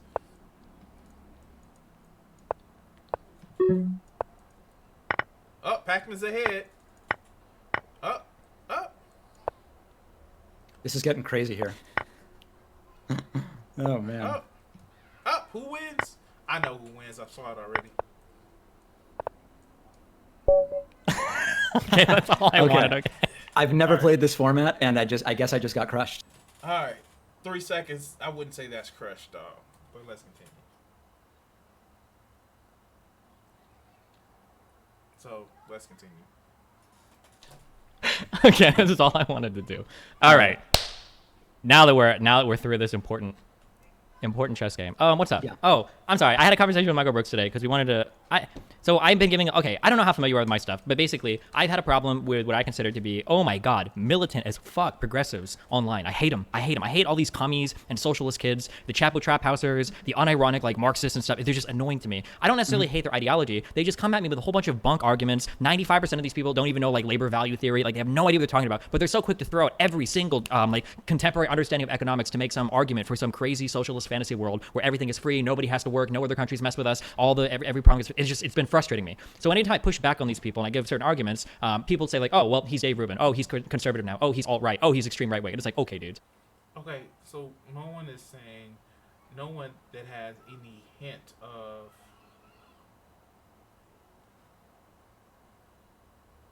no one who has any hint of fucking any sense of nuance is saying that, hey, he's Dave Rubin, he's right wing. No one is fucking saying that.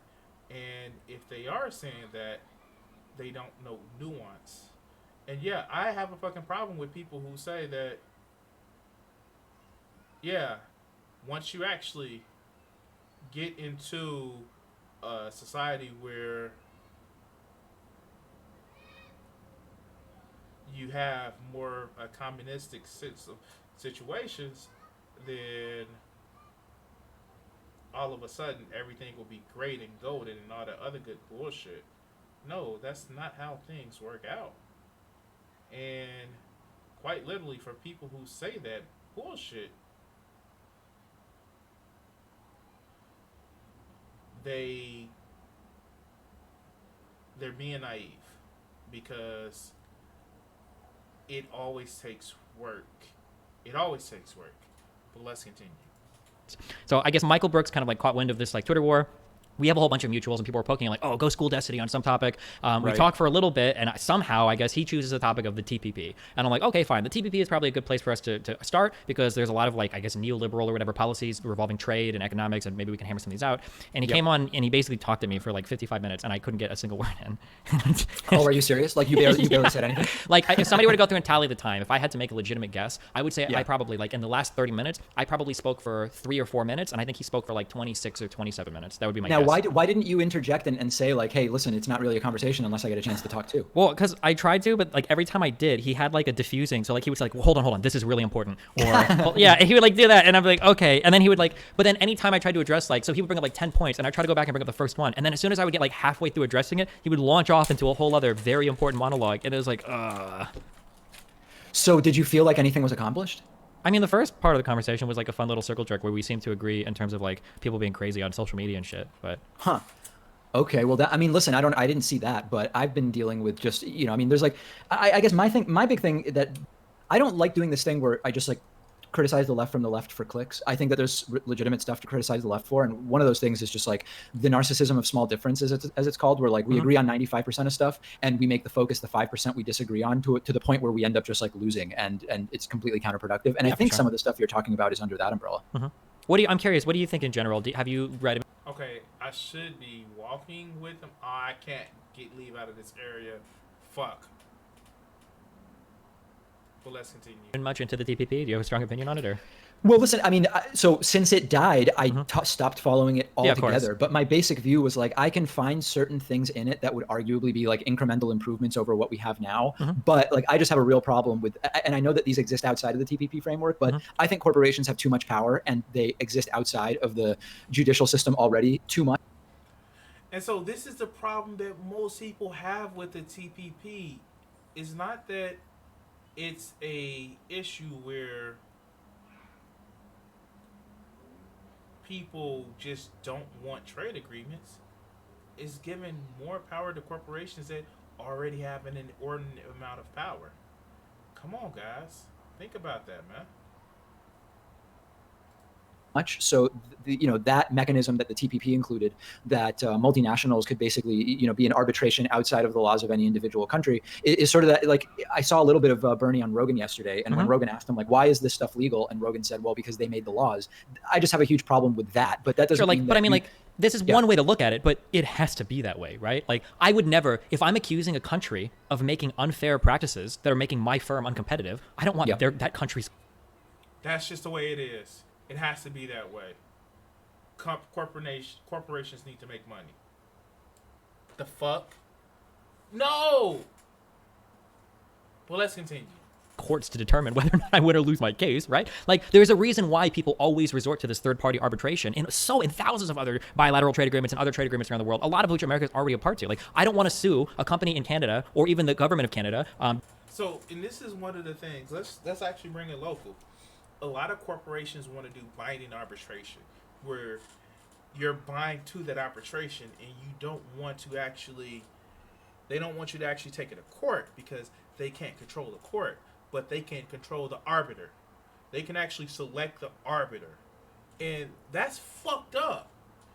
Do you know that they effectively got rid of class action lawsuits by a ruling with the Supreme Court recently, where you can't have much class action lawsuits? What the fuck? You have to individually go and actually say, I want this, I want this, I want that. And you have to fight a team of corporate lawyers. Let's continue. Because I think that they're implementing some unfair labor practice that's fucking just my firm over, and then their courts decide who wins or loses that deal. That sounds like a horrible deal for me. Okay, but hold on. So that's the most charitable possible interpretation of why those arbitration things are good. If we step back from like that that particular thing. Yeah. In most cases, those types of arbitration things are significantly to the advantage of the party that's most in place to impose it. So if you look at like in the workplace, if you look at when it comes to environmental stuff, whoever wants that system is going to be disproportionately benefiting from it at the expense of the other party. So I But don't the know. ISDS panels let both people nominate a judge, and then they both have to agree on a third panel person. It's not like the person bringing suit picks 3 friends to come over and evaluate whether or not they win or lose. No, it's not. But again, you're picking three people that may not be all three, maybe your friends. No, but they all run in the same circles, and that's the key part. When you actually pull people from, you don't have these people that are just saying, "Oh yeah, even though we run in the same circles, I'm going to use all the vitriol that I can to actually fight for my clients." No, they're going to be inclined to actually say, well, these are my friends. I identify with them. I'm not going to go as balls to the wall hard. Pause. I'm not going to go as extreme as I can do. You're not going to get an outsider like you got with Erin Brockovich. You know, how they actually, she fought as shit as you can because she's like, wait, this is a fucked up system. Why are we fucking allowing it? You don't get that now. Everything's so homogenized to, well, if you're in the in group, then what the in group says should actually be fine. Quite literally, that's what's going on with our politicians now. God damn. Like, you actually see so many people, like, you can't criticize the establishment. Why would you do that? They're our friends. We meet them in different parties and cocktail parties. And I'm not saying that you can't have friends in certain circles, but you tend not to go after your friends as hard as you can when you still want to remain friendly. If you still want to remain as one of those people that are part of that group. But let's continue. I'm sure that you would grant that these systems are subject to the same type of regulatory capture that, like, basically every, it's the regulator, it's industry regulating the regulators. And that's the same problem we have in the United States where, it's like capitalism for the gain, for the profits, and socializing the costs. And it's just hard for me to say that I have no good reason to think that they are proposing that in good faith. I mean, I can see where it might not be perfect, but I just can't think of, like, let's say that I have a firm and another country passes a law that I think is hurting my firm. Yeah. Who should arbitrate this if not like a third party panel? Like who should? Well, that you would only ask the question that way if you were already completely bought into the status quo of the multinational corporation. There's another way that this stuff can work, which is the same stuff that makes it so that you have to figure that situation out is the one that allows a company that basically is an American company to on paper be Irish and then not pay any taxes in the United States. And the answer is you stop that infrastructure. And this is where it actually is key. This is where we see the key. This is where we see the problem. Is when you see that if you feel that corporations just naturally are good, then you're gonna see, well, they're gonna actually do what they need to do. And this is so while we're letting Ezio and Leonardo talk, this is one of those things where you see the fundamental disconnect. Now, are corporations bad? No. Are they good? No. They are amoral monsters that we fucking create and we just let them loose. That's what corporations are. And people head those corporations. And so, with those people heading those corporations, they're trying to do some shit actively where they want to look out for their self-interest. It is a reason why you get so many corporations chasing after quarter after quarter after quarter. This shit is fucking crazy. Gone are the times where you see CEOs stand with the company for 20, 10, even, well, I would say 10 or 20 years. because they're looking for that next big break. It is no reason. It is no reason in the world. And Reggie Fils-Aimé, however good he was the to fucking Nintendo, he should have went from Pizza Hut to Nintendo. It's this whole thing of you're looking to actually just make money instead of actually looking for the future of the business. And the fact is, this is why I support the type of socialism that would actually support more frontline employees being on at least half of the fucking board, a third to a half of the board, because they are the people who are affected by the shit, not the CEOs, not the CFOs.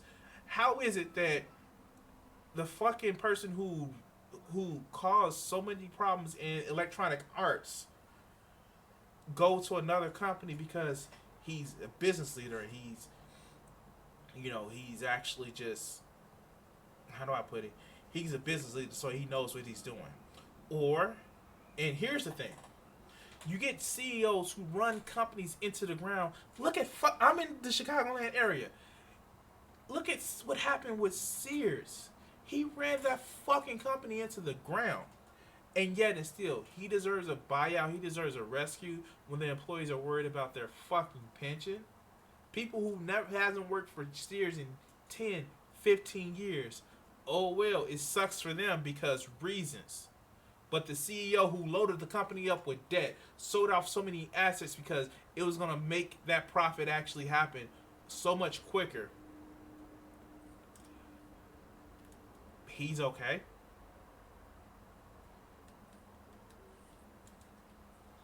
But corporations are right as rain.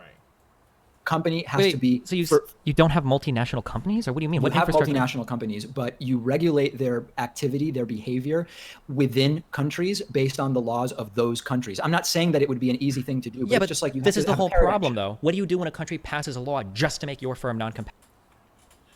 Don't do business in that company, in that country. Quite literally.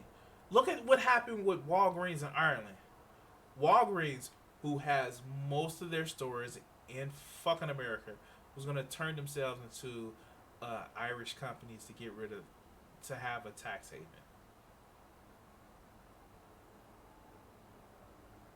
Corporations have a way of dealing with laws. They have two choices.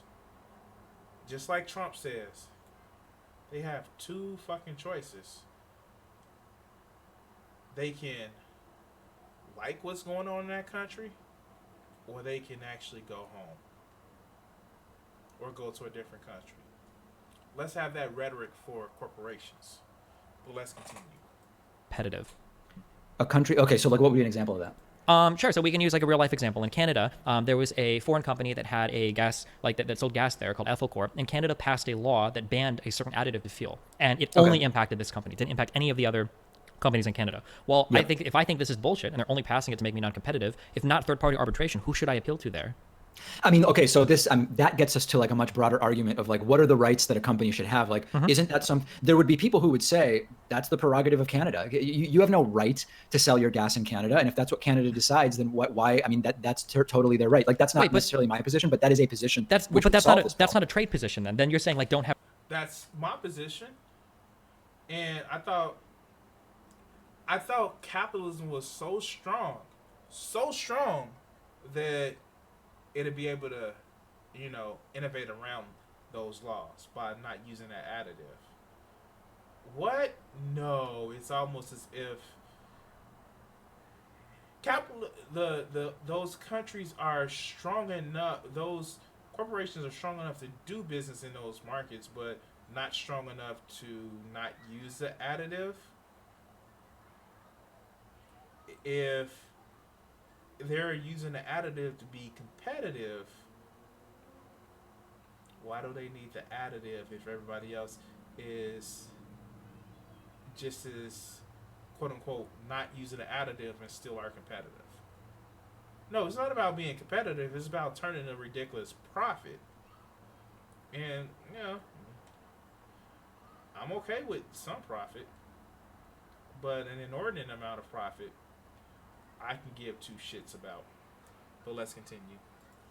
Have trade deals, because like the natural extension of where that gets us then is, okay, well, if your country, I assume, has a bad legal system, I'm never investing in your country ever. I'm never going to start a business there, and screw you guys. Or if you want to open up trade to another country, well, why would I open up trade with your country if any time a firm from my country tries to sell in your country, you make them non-competitive with your local legislation? Like no one would You're ever sort of invest moving the goalposts though, because you first started with like the specific arbitration, superseding arbitration infrastructure for TPP, but now you're just saying like, what if any country does something that's bad for my business? So it's like that is a moving the goalpost of sorts. Wait, but that's the fundamental question. I don't think it's a moving the goalpost. The fundamental question is, if I have a firm and I wanted to be competitive with firms in another country that we're supposed to have open trade with, what do I do if that country is engaging in discriminatory business practices that don't trade with those countries? Look at those laws and see if they will fit with your business model. If you can't, fuck that country. I personally, and just maybe this is just me, if as people know, I am a fan of women. But if I actually met a woman and her standards were higher than what I can actually achieve, or even care to try to, I just don't go after her. I won't look fondly. Why won't you love me? No. There are plenty fucking fish out in the sea, and if it's some shit about myself that I need to change, when none of the fish want me, then I need to look into that. But, let's continue. favor their local companies over a foreign one? How do I resolve that? So this is, I think, the strongest thing, which is if you have specific if you have a particular agreement and expectations that are part of a trade deal, then the question is how do you enforce that? And I completely agree that you need to have some mechanism for that. My skepticism of the overarching way that TPP had it, and again, I feel like it's just semi-moot because it's dead. But part of the problem with it was that it didn't seem like it was the narrowest way to address that particular issue. Okay, I would be super curious in hearing alternatives. This seemed like a pretty good standard for resolving these disputes. That essentially, like, I'm going to sue you.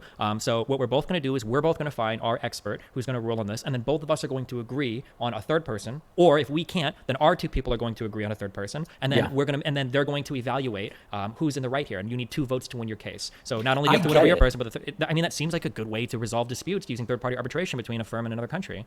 I get it. I think the issue I'm having is that TPP in total was such a handout to multinational corporations, which already control like all aspects of everyone's lives, period, and are raping and pillaging the resources of the planet, that it feels to me like, wait a second, are we going to just default to giving these corporations everything they want? I think. Well, I mean, like, of course, if we're in a capitalist framework and we are doing what?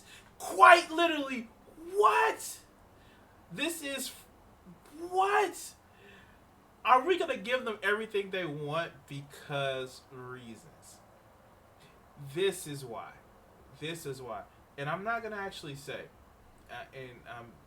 just hear me out on this one. I'm not gonna say that he's going all right, or this and that and the other, because this is very conservative business opinion as far as, or this is very liberalism viewpoint. It is in no way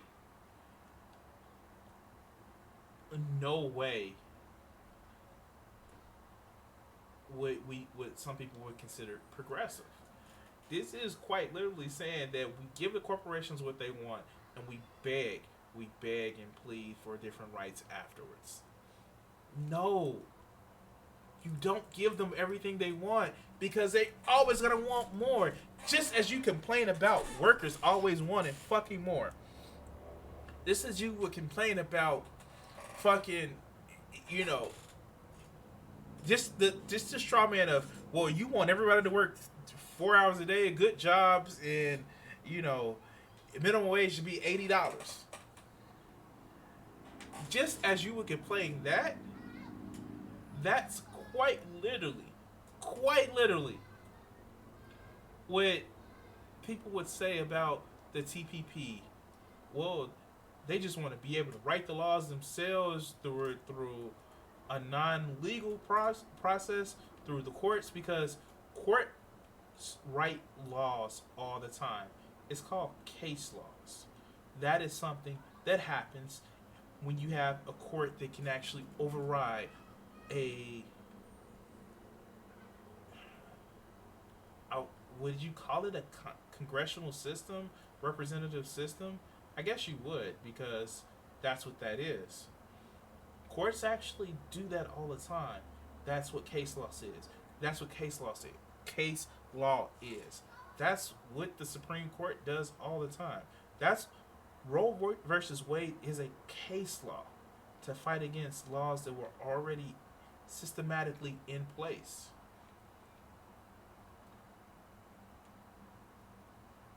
And so, yeah, give multinational corporations everything that they want. Yes.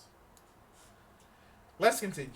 Anything to improve the status of an economy, which is what multilateral trade agreements are for, these are by definition going to benefit the largest players in your country. That's just a reality, right? Now, if you want to say something like corporations have too much power or inequality is too high, I agree with both of those.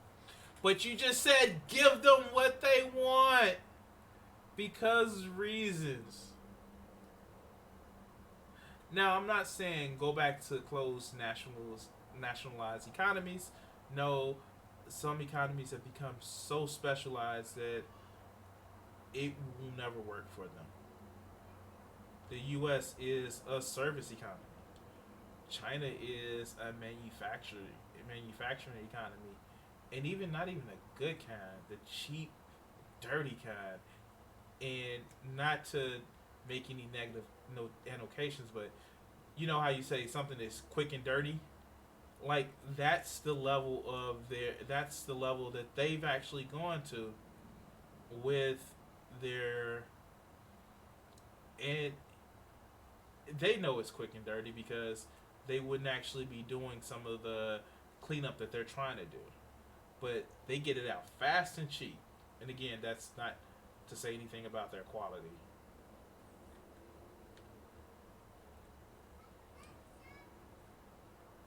I forget how you lock on.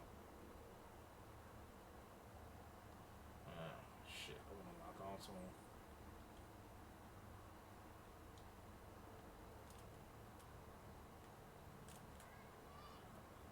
Fuck, I want to lock on because I want to actually take that shit.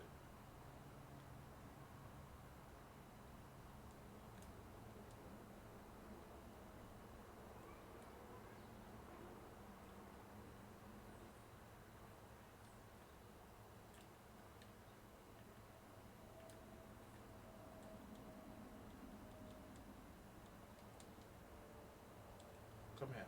Damn it! I was detected. And I got desynced. But yeah, give them what they want. Of course. Let's continue. Statements, obviously, but you don't address this with trade policy. You address this with domestic policy, right? If I think you make too much money, then, yeah. But quite literally, domestic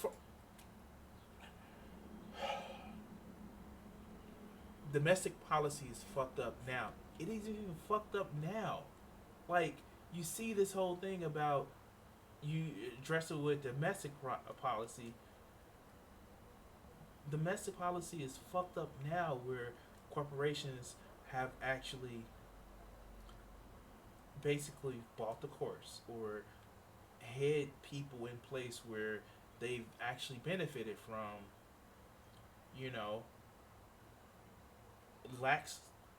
more lax laws. And what do you want to do? Actually export that to the rest of the world? Because we all know it's really about American or Western corporations actually seeding their conquests around the world globally through money. That's what this is about. And yes, you may actually get some corporations, some Eastern corporations that may have more influence. But let's be honest. Look what happened to Huawei. And yes, you can use that as an excuse to say, see, this has happened when a country actually uses its power its economic power to inflict problems. Yeah, of course.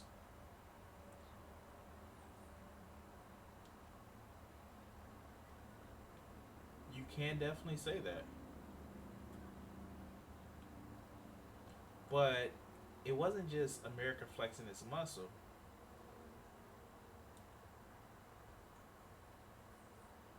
It was quite literally other companies boycotting. But let's continue. Go. But I don't know let's back up for a second though, because when I step back, it's like, okay, TPP was going to significantly strengthen patent and copyright law to the benefit of huge corporations at the expense of the average person. It was going to create, again, this like extrajudicial infrastructure for corporations that even if you're making some reasonable points about the need for a system like it, it's yet another letting the companies figure out how they're going to be regulated. Like when you step back, it's just letting big corporations tell us how it is that they want to be regulated and what it is that they want to do. I swear to God, I punctured the lung. This motherfucker is still talking. I swear to God, I punched your lung. And that, I think, is like the fundamental problem. I mean, like, I can understand, but like, you're presenting this with only one side. Like, the other side of this is that copyright protections, as much as we hate them on the internet, are actually pretty important to doing business. If you're going to invest a great deal of research and development into some product, you want to be able to exclusively capture revenue through selling that for some period of time. One of the huge problems that we talk about right now, that I think people, I hope on the left and right agree, is that if you set up a firm in some countries, those countries will make your firm transfer intellectual property to other people, either to the state itself, like in China, or to other competing firms. And it's like, well, fuck, well, why would I ever invest? I'm never going to set up a company there if any software right transfer or any proprietary knowledge is going to be literally expropriated by the state and then distributed to other companies. Like, I'm never going to do that. It's just horrible. So, like, I mean, like, this is one of our huge critiques that we have with China, and it's arguably something that the TPP would have given us a little bit of leverage on, that that another company, like a Chinese company, couldn't do this in another country that they're operating in with an American firm, because now we can use the TPP to bring suit against them or something. Yeah, I mean, like, the copyright stuff maybe goes too far, but this is more of a broader critique on copyright law, not on the TPP, because I'm sure we all agree that you should have some form of copyright. Yeah, go for it. Let me quote an expert on trade named Donald Trump, okay, who once said, we don't want to take a hammer when a velvet glove would work, or something like that. And I'm sort of joking because Trump's not an expert on trade, but what I mean is, I think that all of the issues that you're bringing up could be dealt with in far more narrow ways than the way that the TPP was doing it. And I am not grieving the death of TPP. Okay. I mean, I'd be interested in hearing those. It's usually all of the accusations just sound to me like somebody's like corporation bad. And then like that's like the default, like, and it's like, I don't know what I'm supposed to do with it. I am not an anti-capitalist. I am a social democrat, and I am completely clear on there are certain types of advancements that you need the infrastructure of a corporation to most effectively kind of like carry the risk and bear the research and development costs, in connection with obviously the commons and the fact that a lot of the people making those advancements had public school educations. Like, okay, I'm tempering it with social democracy. So I'm not like an anti-corporate guy. I just think that, again, there are far more, even with like copyright, you can't even say, here's the way to deal with copyright and patents. Dealing with it in entertainment media versus pharmaceutical patents, like, they need to be dealt with differently, and there are different solutions in each. Yeah, I don't necessarily disagree. I mean, it's crazy to me that if you have like a massive agreement that we all agree provides some benefits, that like a few critiques of different things within this agreement let you scrap the whole thing. Like, that's just like it would be like car shopping, and you go through and you find a perfect car, good gas mileage, a lot of power, a lot of space, and you're like, I don't really like the seats, and I think we could just do way better on that. So screw this whole vehicle. And it's like, well, that's how I shop for cars. As soon as the seats aren't comfortable, I'm looking at a different. So yeah, this is just a nonsense argument to me, because it's like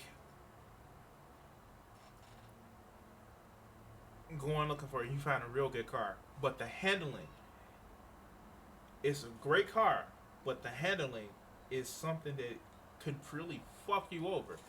That's more of a way. But let's continue. Okay, but like, if at the end of the day, if you're walking to work every day, it seems like you kind of shot yourself in the foot by being too extreme. Like, I don't, maybe I'm too incrementalist in my approach to a lot of these deals, but I don't know. I mean, I understand. It's not that I think what you're saying is crazy. It's just like, I think that there are narrower ways to deal with each of the things that you like about TPP individually that would not create. I mean, the other thing is, once you get into something like TPP, it's sort of like the tariffs that Trump has put in place. The off ramp is extraordinarily long and difficult. So for me, wrapping so much stuff into one deal in this way, especially when so much of it is questionable, when we could deal with all of these things individually, doesn't seem like the wisest path forward. Well, but I mean, these trade agreements are usually huge. The European Union is huge. NAFTA is huge. Like, these trade agreements are always going to be massive, because there's so many side agreements that you have to make that have to address specific policies and everything. Okay, great. So you recognize that these trade agreements are huge. And look what happened with the euro. Look how so many. Look at the pigs in Europe. Portugal, Ireland, Greece, Spain. Look at those. Look at what's going on, where it's caused more for detriment, and the size is the problem. The size where, well, if we take one pin out, the whole thing will fall the fuck apart. And that's the thing. That's what I think that is being missed, where you actually give these corporations more of undue power that they should not have. Now, am I saying that the people deserve all the power? No. But there should be more of a balance than what the TPP was actually offering. It wasn't. It was a corporation saying, "Give me the fucking power. I have the power." Yeah. Yeah. Okay. But let's continue. Every country. And it just seems like by walking away from it, America basically just said, screw it. We're losing all of that influence in the Southeast Pacific region. Like we don't have it anymore. And now China does, because we walked away from it. Trust me, Americans are not actually losing that influence. They're not losing that influence.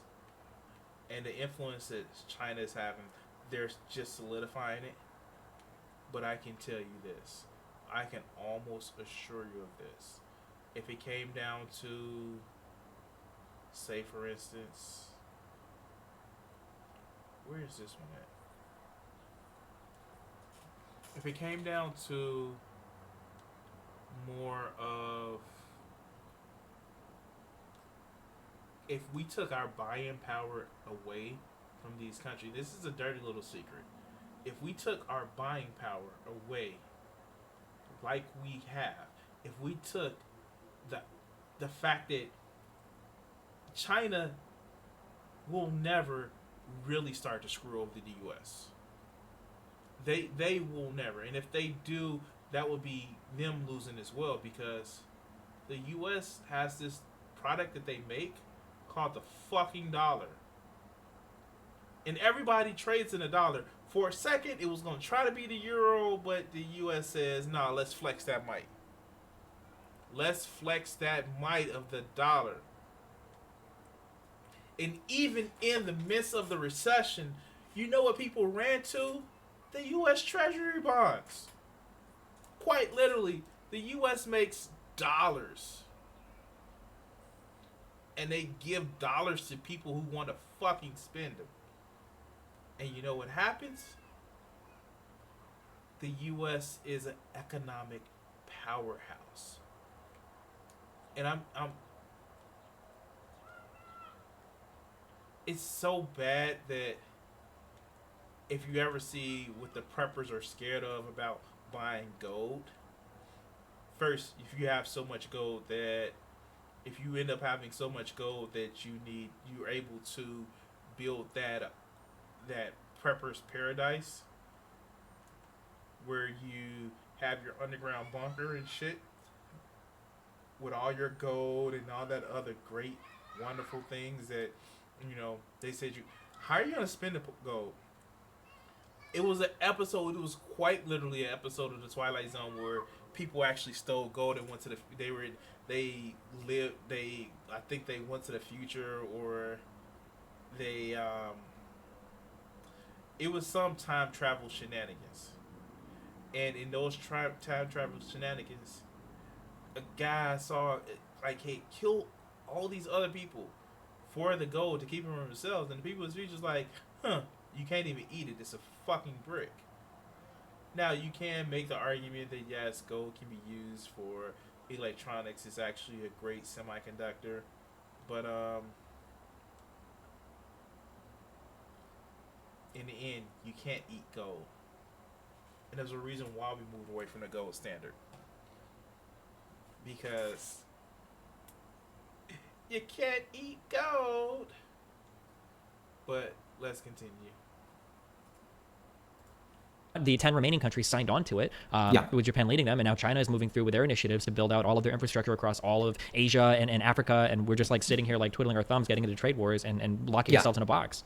I completely agree with you. Russia now, I mean, Russia, China, U.S. Sort of like superpower dynamics have gone dramatically out of the U.S.'s favor. Yes. So, and this is the thing, the one road project, I believe that's what they call, where China is actually building one road across, like, and yes, they're actually using capitalistic exploits, but they're also fucking doing stuff like building shit. The U.S. doesn't want to build shit anymore. If you want to say that, yeah, but we're a service economy, that's great. Win that trade war. Let the U.S. stop being the world's policeman and let it be the world's medic. Fuck, let that happen. Let that shit be real. Let's spend money on, I don't know, setting up fucking hospitals everywhere instead of being a fucking police force. Let's spend money on actually building schools for people instead of trying to be an occupying force. And you know what happens when you give people money to make their lives fucking better? When you don't support dictators because they give you the nice, sweet, black, rich oil that you need, the people get on your side. But you don't want that. You want the people to be marginalized. You want those dictators to have power. Because those you can influence. It takes a lot less energy to influence one or two people versus the group of people, the higher group of people that you would have to do when you're trying to have a people sway to.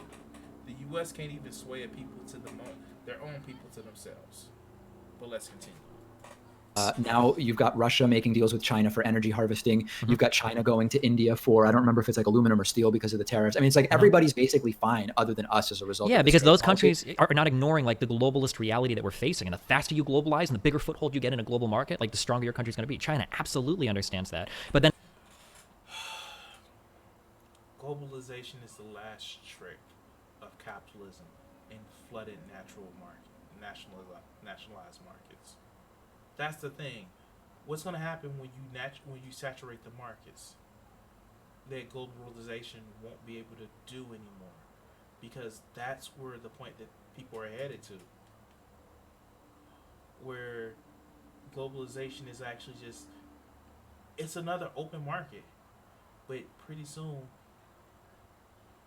what is it? The phrase capital is going to be moved. It's steady trying to move away from making capital from actual physical items, and it's going to be using capital to actually make money with capital. And this is the state that we are. So much late stage capitalism, and globalism is just the final stage. What happens when you globalize and there is no other growth to be found? Then you're really screwed. And I'm not saying slow down globalization. We live in a world that's so interconnected. We have fucking internet. But when you actually say that, no, globalization of wealth is not shared, that wealth would not be shared. It would quite literally be in the hands of a selected few. But as we went over in the other videos, maybe you don't have a problem with that, because that's just the natural order of things. But let's continue. And it seems like we're scared in the West because of dumb shit going on. You've got like the United Kingdom leaving the largest unified market in the world. You've got the United States unironically engaging in trade wars, the largest trading partner that is actually damaging not only our markets, but our job markets as well in the United States. Like, it's insane to me that people are like, all of a sudden we became isolationists in like 10 years. I have no idea what happened. It's crazy. Hey, We became isolationist because the fact that people want to blame the minorities or the people in the other small parts of the world that are benefit from globalization in some respect, but the main benefits are these big multinational corporations, which aren't in name, they're international corporations, But let's be honest, they're nationalized companies that have branches in other countries, and they're fucking playing to win. And I'm sorry, the economic health of the fucking global economy is not some Darwinistic arena. But let's continue. Is this like what Twitch is all about, where we just randomly are? Oh yeah, sure. Yeah, I stream for 10 hours. I talk about a lot of random shit, but yeah. Sorry. Wow, this is crazy. Well, listen, I'm slowly learning what I'm doing on Twitch, and one of the things I saw is that your channel is like the top referrer to mine. So like that's good, right? I'm a big Twitch streamer. Okay, I might be a little boy on YouTube, but I'm a big guy here on Twitch, right? You're doing well on YouTube as well. I'm doing okay. Yeah. All right, I gotta like take phone calls from my audience and stuff. All right. Well, hey, have fun. Thanks for the conversation. Thanks. All right. Yep. Sounds good. I'll talk to you soon. Yep. Bye. Let the record show that I crushed Pakman in our chess game. It wasn't even close. It wasn't even close. And here we go. This is it. This is it. This is what is reflective of the way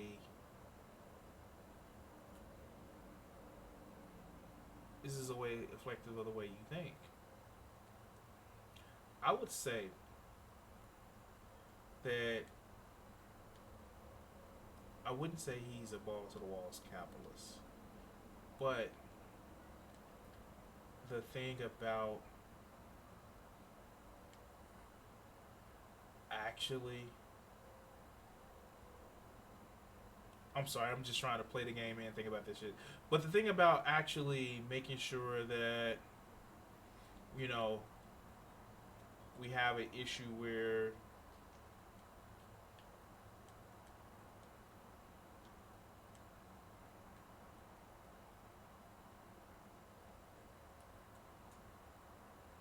I'm sorry, I'm just trying to lose this notoriety.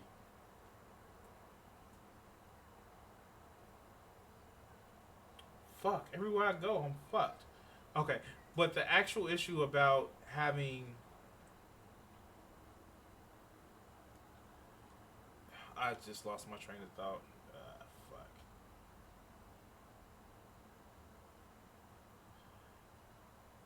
Competition.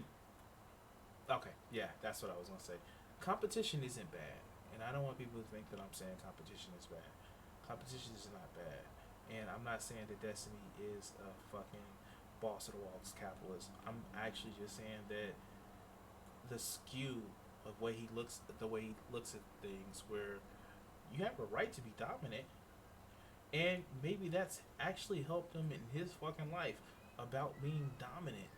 Maybe that's how, because that's the way his mind thinks, he's gotten ahead, and I wouldn't fault him for that.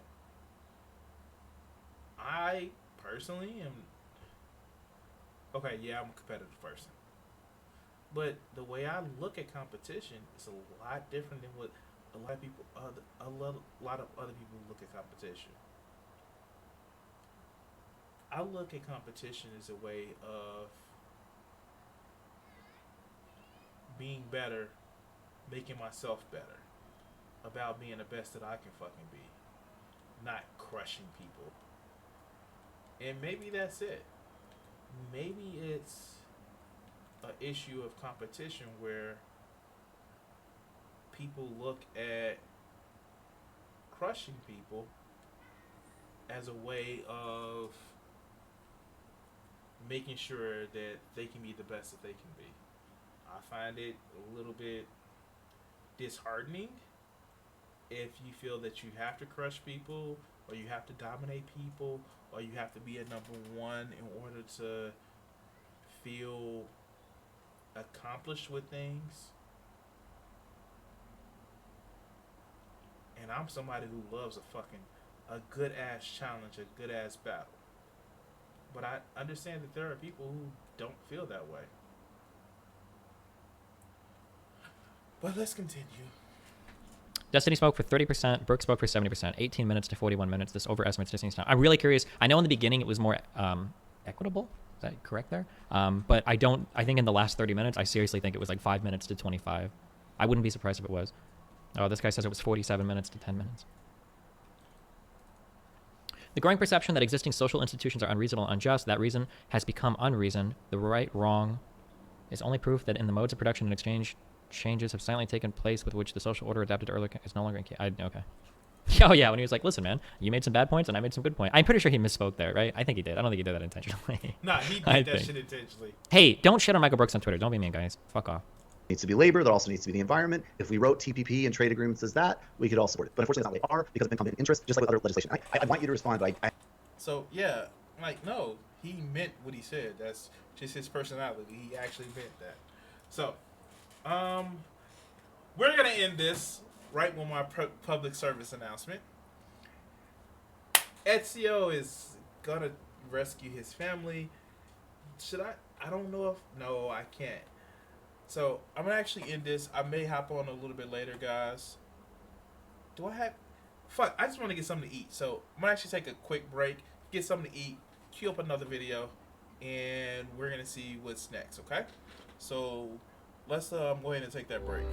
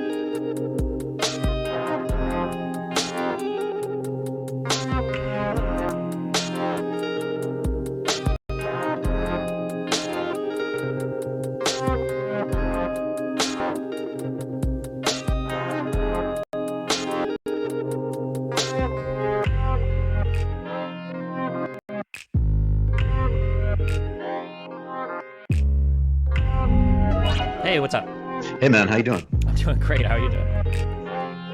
I'm fucking exhausted, to be honest with you. Oh, can I swear on Twitch? Because we can't swear.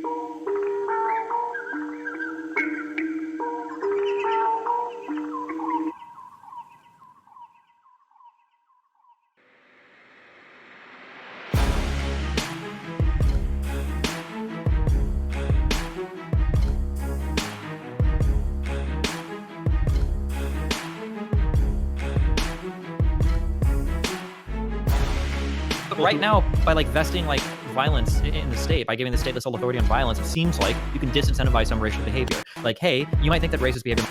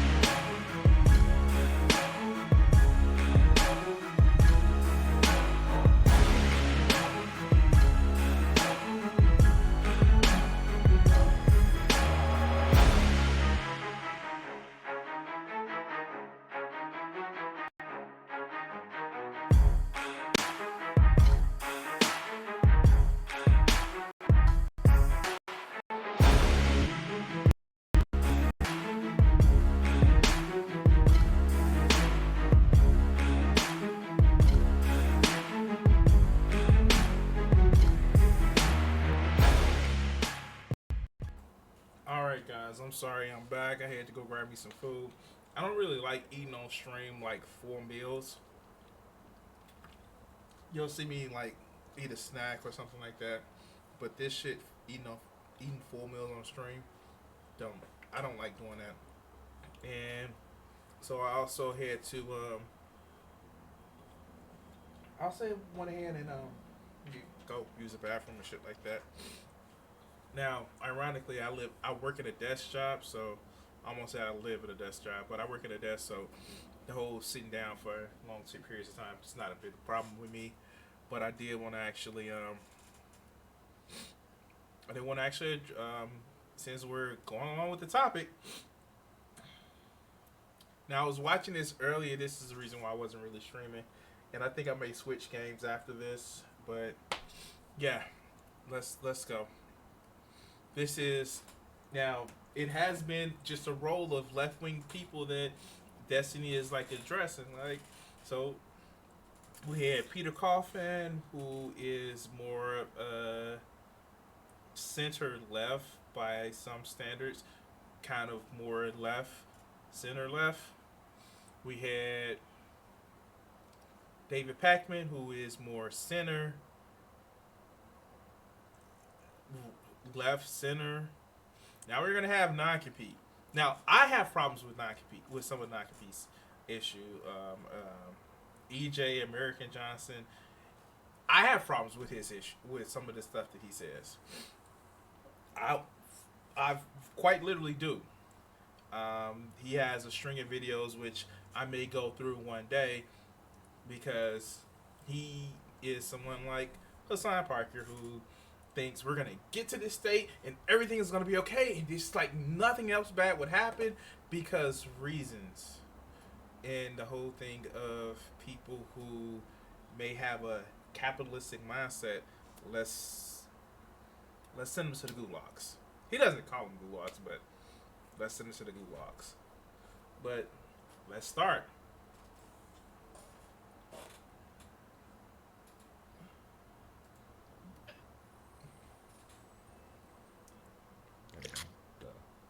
Here we go. All right, we are live. All right, hey everybody, Faraday here. So today, I've got non-compete in Destiny here. Here we go. For anybody that doesn't know me, my name's Caleb Kane. Right. Hey everybody, Faraday here. So today, I've got non-compete. Okay, sorry about that. Okay, so to anybody that doesn't know me, my name's Caleb Kane. I run the YouTube channel Faraday Speaks, where I talk about my experiences within the alt-right. I also run a Discord server where we try to de-radicalize people in far-right extreme ideologies. So today I've got with me non-compete in Destiny, and I noticed a couple months ago they were having a, I don't know if you guys had a back and forth on Twitter, but I saw that non-compete, EJ, I saw that you were like... Okay, so this is my thing. I follow Twitter, I have the app, and I quite literally, so one of the things that I don't do when it comes to fucking Twitter, I follow people and I respond to different things, but I don't getting into a Twitter beef with people. Maybe that's just me because I see Twitter more as a tool to actually really. I see Twitter as a tool to actually, spread the message out, actually let people know how to get in contact with you or things of that nature. But people actually take Twitter beefs to like super concentrated amounts, and I'm like, why though? That's probably half the people that Destiny gets on the show. Fucking Twitter beefs. But yeah.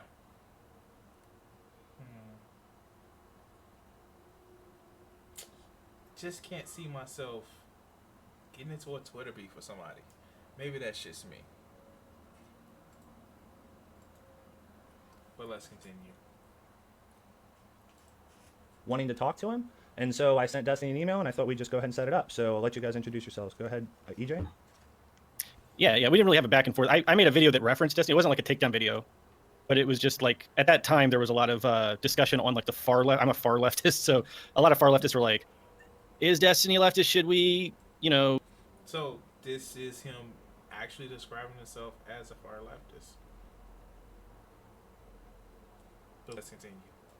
Stand Destiny or whatever, and I was like, I guess I made a video that was just like, Destiny's doing good things, but we need to do good things also, and not just like. No, I'm talking about Destiny third person. I know you're here, but how rude of me. But yeah, so that was what the video was about. It wasn't really like a takedown of Destiny, but just that like the far left needs people like Destiny who are doing the work that Destiny's doing to like de-radicalize fascists, because that's something I admire about what you're doing, Destiny. And I just want to see more far leftists doing kind of the same kind of thing. So that's kind of where this all came from for me, I think. Okay, Destiny, want to introduce yourself? All right, so I'm not a far leftist. I will never classify myself as far leftist because I really think we need a fucking state. Maybe it's just me. Maybe we need to change a little bit of how the state is ran, but we need a fucking state. Now, how it should be more of a representative democracy in that state. Yeah, more representative. But we don't have that now. We have a republic. And that's led to a lot of problems.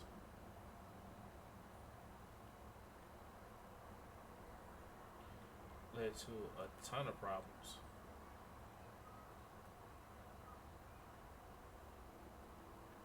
Oh, money.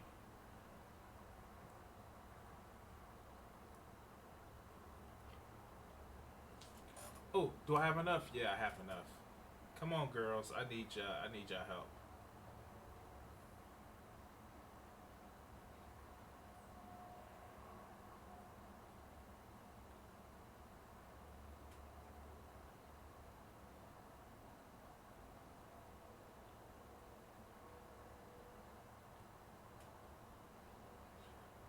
But yeah, that led to a lot of problems where the democracy isn't working for the people.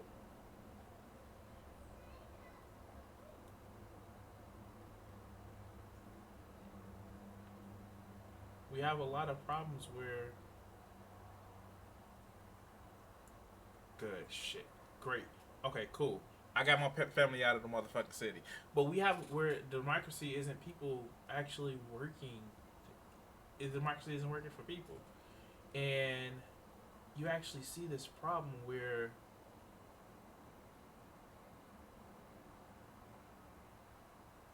other people that are not elected are exercising different forms of power. And that power is exercised through money. But let's continue. For anybody that doesn't know you. Yeah, my name is Stephen Bunnell. I go by Destiny Online. I do a lot of political and gaming content on twitch.tv. And then I also have my YouTube channel that's Destiny as well. I do a lot of political and gaming content there. Okay, so I figured I know EJ wanted to talk about anarchism and socialism, and I've seen, obviously, everybody knows that a lot of lefties have been coming after Destiny on Twitter. There was a debate that he did with Peter Coffin, so I figured EJ could just ask you some questions about anarchism or your beliefs, and he could tell you about some of his, and you guys could have back and forth on that. So EJ, I'll go ahead and let you take the floor there. Yeah, sure. And I didn't actually introduce myself. I run the channel Non-Compete, and it's where, me and my partner Luna, who's actually in the room with me. She's a Vietnamese Marxist-Leninist in the Ho Chi Minh School, and I'm an anarchist, anarcho-communist, but we still managed to get along. But so I guess from watching the Peter Coffin debate, that's where I guess I'd like to begin. I know you both touched on anarcho-communism a little bit, but like didn't really go down the road a lot. So I guess my first question would just be, what is your, just to get the lexicon jiving, how do you view anarchism, or how would you define anarchism? Or okay, so this is actually interesting how this conversation goes, and I don't know if I'm gonna have the patience to sit through it.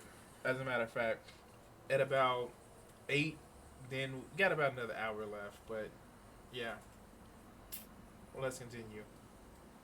Is anarcho-communism where basically your goal is to eliminate or dissolve like a state and then have your communist society, not by way of like some political process, but by just like the actual dissolution of the state? That's kind of my understanding of it. Yeah, there are many different forms of anarchism and anarcho-communism, and we don't all agree with each other. But the basic rule of thumb, well, the so for us, communism follows anarchism because the basic idea, the core idea of anarchism, for most of us, is elimination of hierarchy. So anarchism means no hierarchies or dissolving unjust hierarchies. And so for us, the reason we view communism as a necessity is because we think capitalism is inherently an unjust hierarchy. So yeah, but we do call for dismantling the state, but that doesn't mean eliminating like all forms of government. We just think people should be self-governed to whatever extent possible. So and this is, I feel that talking past each other is actually starting to build up right now, where hierarchy is a system of doing things. Capitalism has an hierarchy.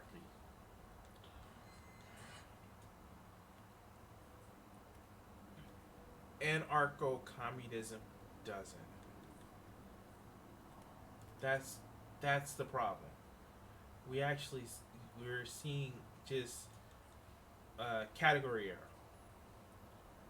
And can you have anarcho-communists without and capitalism at the same time? No, you can have capitalism. So those two things are kind of more of a mismatch. But let's continue. See this, like we define the state perhaps differently than like the mainstream definition. So for us, a state is a political entity that enforces or works towards the goals of an elite class, so that there's one group over others. In modern times, the state tends to be a capitalist state. Most states around the world are capitalist states, and we believe that states basically serve the interests of the elite capitalist class and the wealthy more than they do the working class and people with disabilities and that sort of thing. So that would be my personal definition, and I think most anarcho-communists would generally agree with that. Okay. Where do you want to start? Yeah. So I guess my first question would be like, where do you think capitalism is like a good thing, or do you think it's like a necessary evil? Or do I think is capitalism a good thing? Capitalism. Yeah, like what's your view of capitalism generally? I don't think I ascribe like any morality to capitalism. Like I think I would just say that like it is what it is. I guess like I would say like Marxists exist, like basic observations we can make. This is something that I have to do, and I'm sorry. Ezio. And okay. This is just one of my favorite parts. This is like one of the reasons why I play this game at the start again. Don't you recognize me? It's me, Mario. Fucked it up. Fucked it up. Alright. I forgot I turned down the value. It's me, Mario. Quite literally, the way he says it. But let's continue. Make about capitalism seem to be true, and then that's it. I don't know how I would ascribe like a moral good or bad to. Yeah, I guess I don't mean morally, but like pragmatically, do you think that it is an effective, good, well-functioning system, or do you think that like, because to me, I get the impression that you generally think that capitalism is like an efficient, reasonable way of organizing our economy. Yeah, I would say so. Yeah, I think so. Okay. I just want to make sure we're on the same page about that. So like. Okay, so it was a change in the middle of the sentence. So, is capitalism a good way of organizing? Is capitalism good, or is capitalism a good way of organizing our economic system? But let's continue. What do you see as like the strengths of capitalism? And I tend to think this is still a category error because the question should be: do you think hierarchies are a best way of organizing our system versus more a communal communistic way? But that's different. So let's continue. Basically the idea that I guess like investment can go where markets dictate it goes, that labor can go. I guess I should have like a better like broader definition, but I guess basically that resources are allocated in an economy in a way that like markets dictate, which takes care of any kind of like very complicated central planning question, which is really hard to do efficiently at scale. But yeah, I guess like in a really broad sense, capitalism just seems to allocate resources where they need to be, and that's kind of why I'm in favor of it. So, in theory, it was supposed to, but in a lot of cases, it doesn't. Because if that is the case, and this is a point that's going to be brought up, I didn't watch the full video. I watched part of it. If that's the case, then we wouldn't be burning or getting rid of crops in order to keep prices inflated. But let's continue. Okay, and how do you kind of like, how does that reconcile with the fact that there's so much wealth inequality and so many of our resources are in like such a small group of hands, where we have like 50 families that have like 50% of the wealth? I mean, do you think that might be the most economically efficient way to organize that capital? But that's where capitalism stops. I wouldn't expect capitalism to deliver a society where everybody has an equal amount of wealth. I would expect capitalism to allocate resources as economically efficiently as possible. And then any type of redistribution would have to take place with another sort of system. So for instance, like... So this is one of the things that, like, I find it sets the system of capitalism as moral because it's the most efficient, and this is one of the reasons why I hate the idea of poor people are poor because they're lazy or they didn't work hard enough or they just naturally are poor.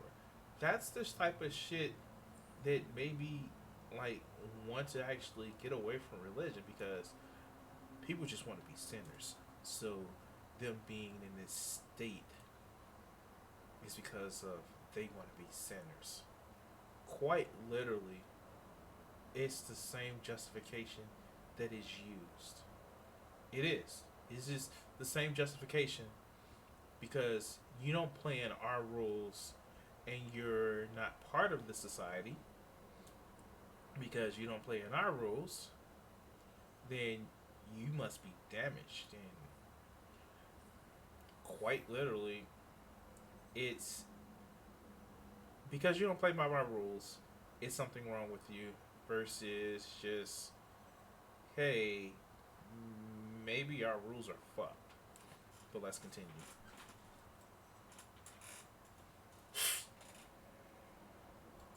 Like your tax policy or some sort of welfare or something like that. Okay, so why do you like why hasn't it around the world? Why is there so much poverty? Why is there so much wealth inequality? If capitalism is so efficient at like putting wealth where it needs to go, like why do we have all these major problems with specifically resources being allocated so overwhelmingly into such a small number of hands?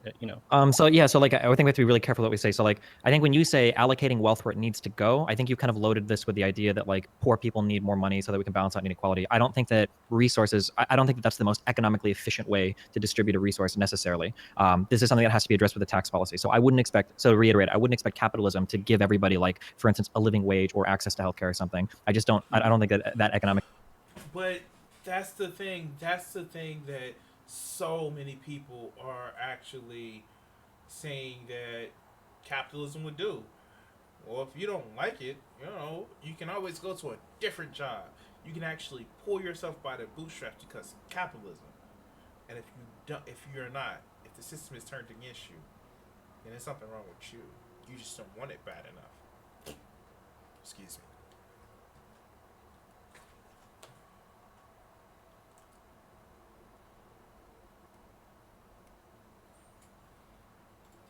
System intrinsically does that. What I would expect it to do is allocate resources as efficiently as possible to give you an economy that's as efficient as possible. And then your goal would be, if you think that people deserve healthcare or higher wages or something, then you have to augment that with some sort of government policy. So like minimum wage or some kind of universal healthcare system. Okay.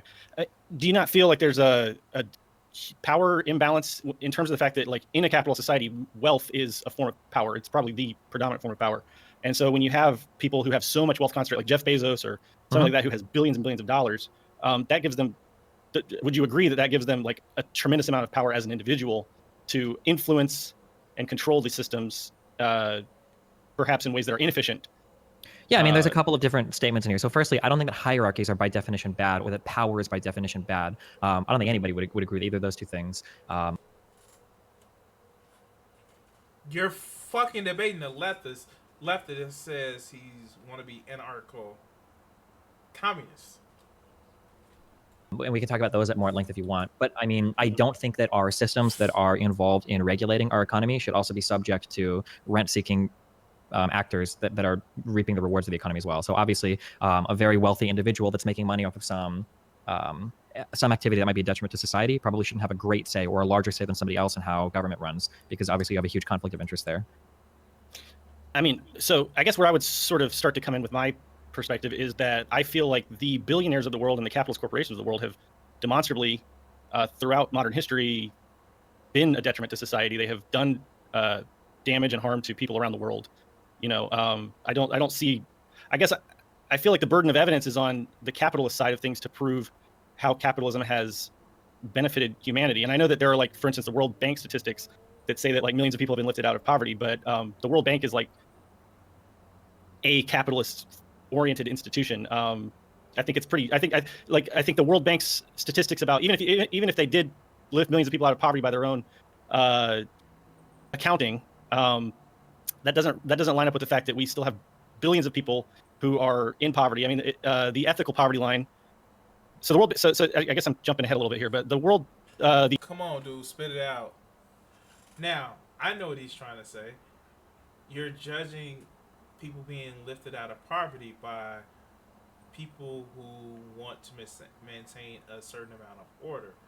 You're judging it out of, you're basically letting the people who have I was just talking about spitting it out, vested interest in saying, look what we did with our system of government.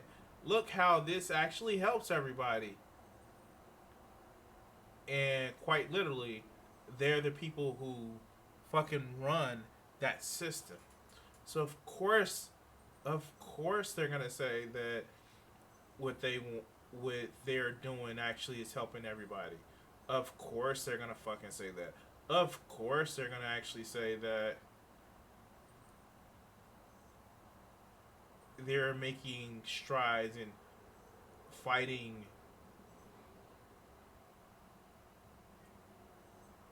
I'm sorry, I'm just trying to figure out this puzzle.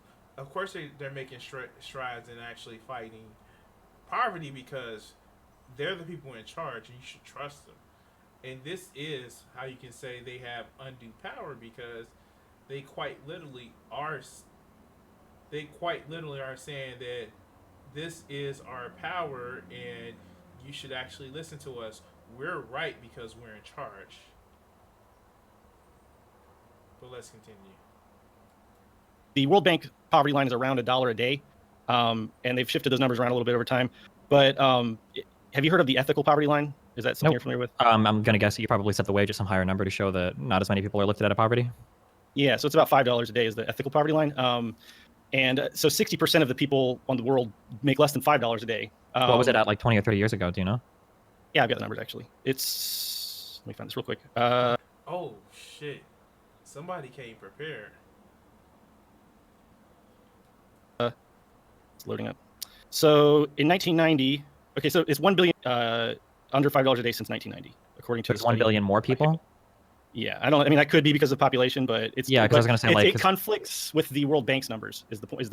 Well, that's because it sounds like it's measuring something different, right? If you're setting it at $5 a day versus $1 a day, then right? Yeah. Yeah, but I mean, do you see it? Do you? I guess I'm just asking. Do you honestly think that capitalism is lifting people out of poverty around the world? I mean, yeah, I mean, I think like liberalization of trade has definitely helped a lot of countries. I think that we have greater access to things like luxury goods and whatnot, at least in Western countries.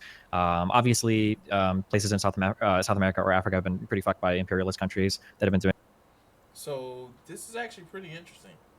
This is very interesting, where you have to agree that yes, they say more people are lifted out of poverty, but by a smaller standard, which would be different from what other people would actually consider poverty. Now, I'm not saying that everybody has to live in the same standard as the U.S., because they can't even get that standard together. Look at parts of our country that quite literally can be a third world country. Fuck parts of our first world parts of our country, which still don't have efficient or clean drinking water. In fucking Massachusetts, you actually have, or is some state in the Northeast where you have a bottle only fucking water ban in place because the fucking groundwater has been so fucking poisoned. But let's continue. Doing a lot of bad activities, and those countries are kind of sort of catching up. But I mean, capitalism isn't perfect. We can point to the idea that there's still a lot of problems, which is absolutely true. But I mean, like if we go by track records, I don't really think socialism or communism has a seat at the table in this conversation. So I don't know if it's fair to like point at some of the problems of capitalism, which there are absolutely problems today for sure. But to ignore like all of the good that we've come this far with, and then say like, you know, this is bad because there are still problems that exist. I don't think that's a fair critique. Well, I would also say that it's not really fair to say that. I mean, for instance, if you look at the fact that you brought up imperialism, I mean, and you talk about cap. So what? Because how do I put it? All right, no, I'm just gonna fucking say it. Oh, there were bad actors that quote unquote were communists. When you and I both know they were communists in name only. They were powers. They were where the state ran everything. And if your definition of communism or socialism is when the state runs shit, and I said this earlier in this video alone, it's demonstrably, you know, it's demonstrably wrong. And now he's actually setting up. EJ is setting up a quite a different system than what Destiny is trying to say. He's setting up a system where power is less concentrated in the hands of one person and more of a group of people versus what we have now, where it's one, maybe two people that have majority of say in what gets done and what gets said. And that's what the real argument is. And how is that power structures reinforced? One, through quote unquote moral systems or economic systems. And here to tell you, the system that we have right now isn't looking too well. But let's continue. Capitalist markets and the way that they distribute money. I mean, you use the word yourself. I mean, you have to recognize that imperialism is a pretty predominant feature of world capitalism, and there is absolutely a lot of wealth being siphoned up from poor countries and a lot of exploitation going on in those poor countries. I mean, how would you account for that in a capitalist system? I mean, how would you avoid that? I mean, I don't know if imperialism necessarily has to be baked into capitalism, and I'm pretty sure socialist countries and communist countries in the past have been pretty imperialistic as well. So I don't know if it's like a. I mean, this is like a. Imperialism is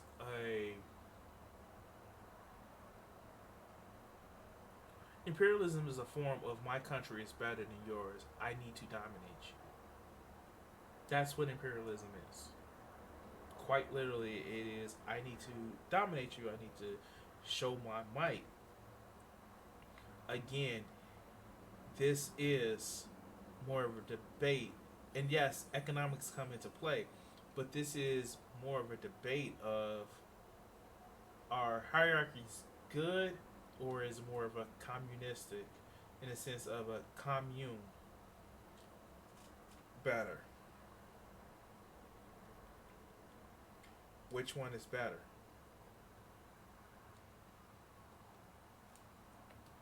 Let's continue. Government policy question. I mean, we can argue things like the industrial military complex highly incentivizes these forms of foreign affairs, which I would agree with. And I think that these are things that definitely should be changed. Our foreign policy is pretty disgusting, and the idea that there are people that get rich off of it is pretty disgusting as well. So, I mean, this would be an idea, or this would be an example of some economic reality that probably should be curbed by some kind of government regulation.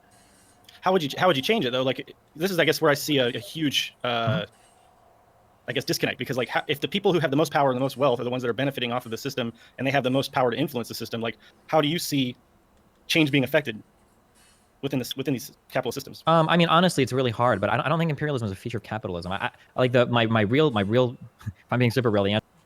But that's the thing. Capitalism and imperialism are brothers. They're children of a hierarchy. That's what they are. They're like the riders of the economic apocalypse, where you have, hey, war and famine. But yeah, let's continue. answers. I don't think these things ever change because people are just stupid. I mean, imperialism has been a feature of the world since the dawn of mankind. I mean, pre-feudal societies, like Rome, like all of these places have been highly imperialistic. The idea that like imperialism is some new thing that showed up on the planet, post-capitalism is absolutely not true. I don't know how you stop people from being imperialistic, from thinking their country is exceptional compared to others, that they want to install governments in other places, they want to kill other people. Like I don't know what the answer to that is, but I don't think it's some economic system. Well, so okay, that brings us back to anarchism, because anarchism is not. So, oh god, this is. And I'm going through this part, and guys, I just may stop this here because when Luna comes in, it's actually pretty fun. It's fucking awesome.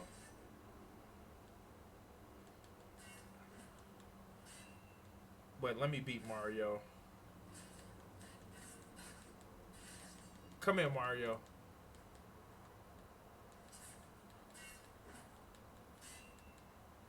But yeah, we're going through the boring part, and you know what? I'm just gonna end it right here because this is a fucking 2-hour video, and it's gonna be fucking awesome. So I'm gonna stop it right here, guys. I'm gonna actually get to Conan. You actually may see me on Twitch, where fuck. I'm just gonna actually just be playing some Twitch. I'm gonna be playing some Conan. I'm going to be starting over a new character, starting over a new world. I want to thank everybody who's taken the time to actually watch today. I do want to apologize for the big break in the middle. But, yeah, this was fun. Thank you guys for watching. You enjoy the rest of your day. Peace.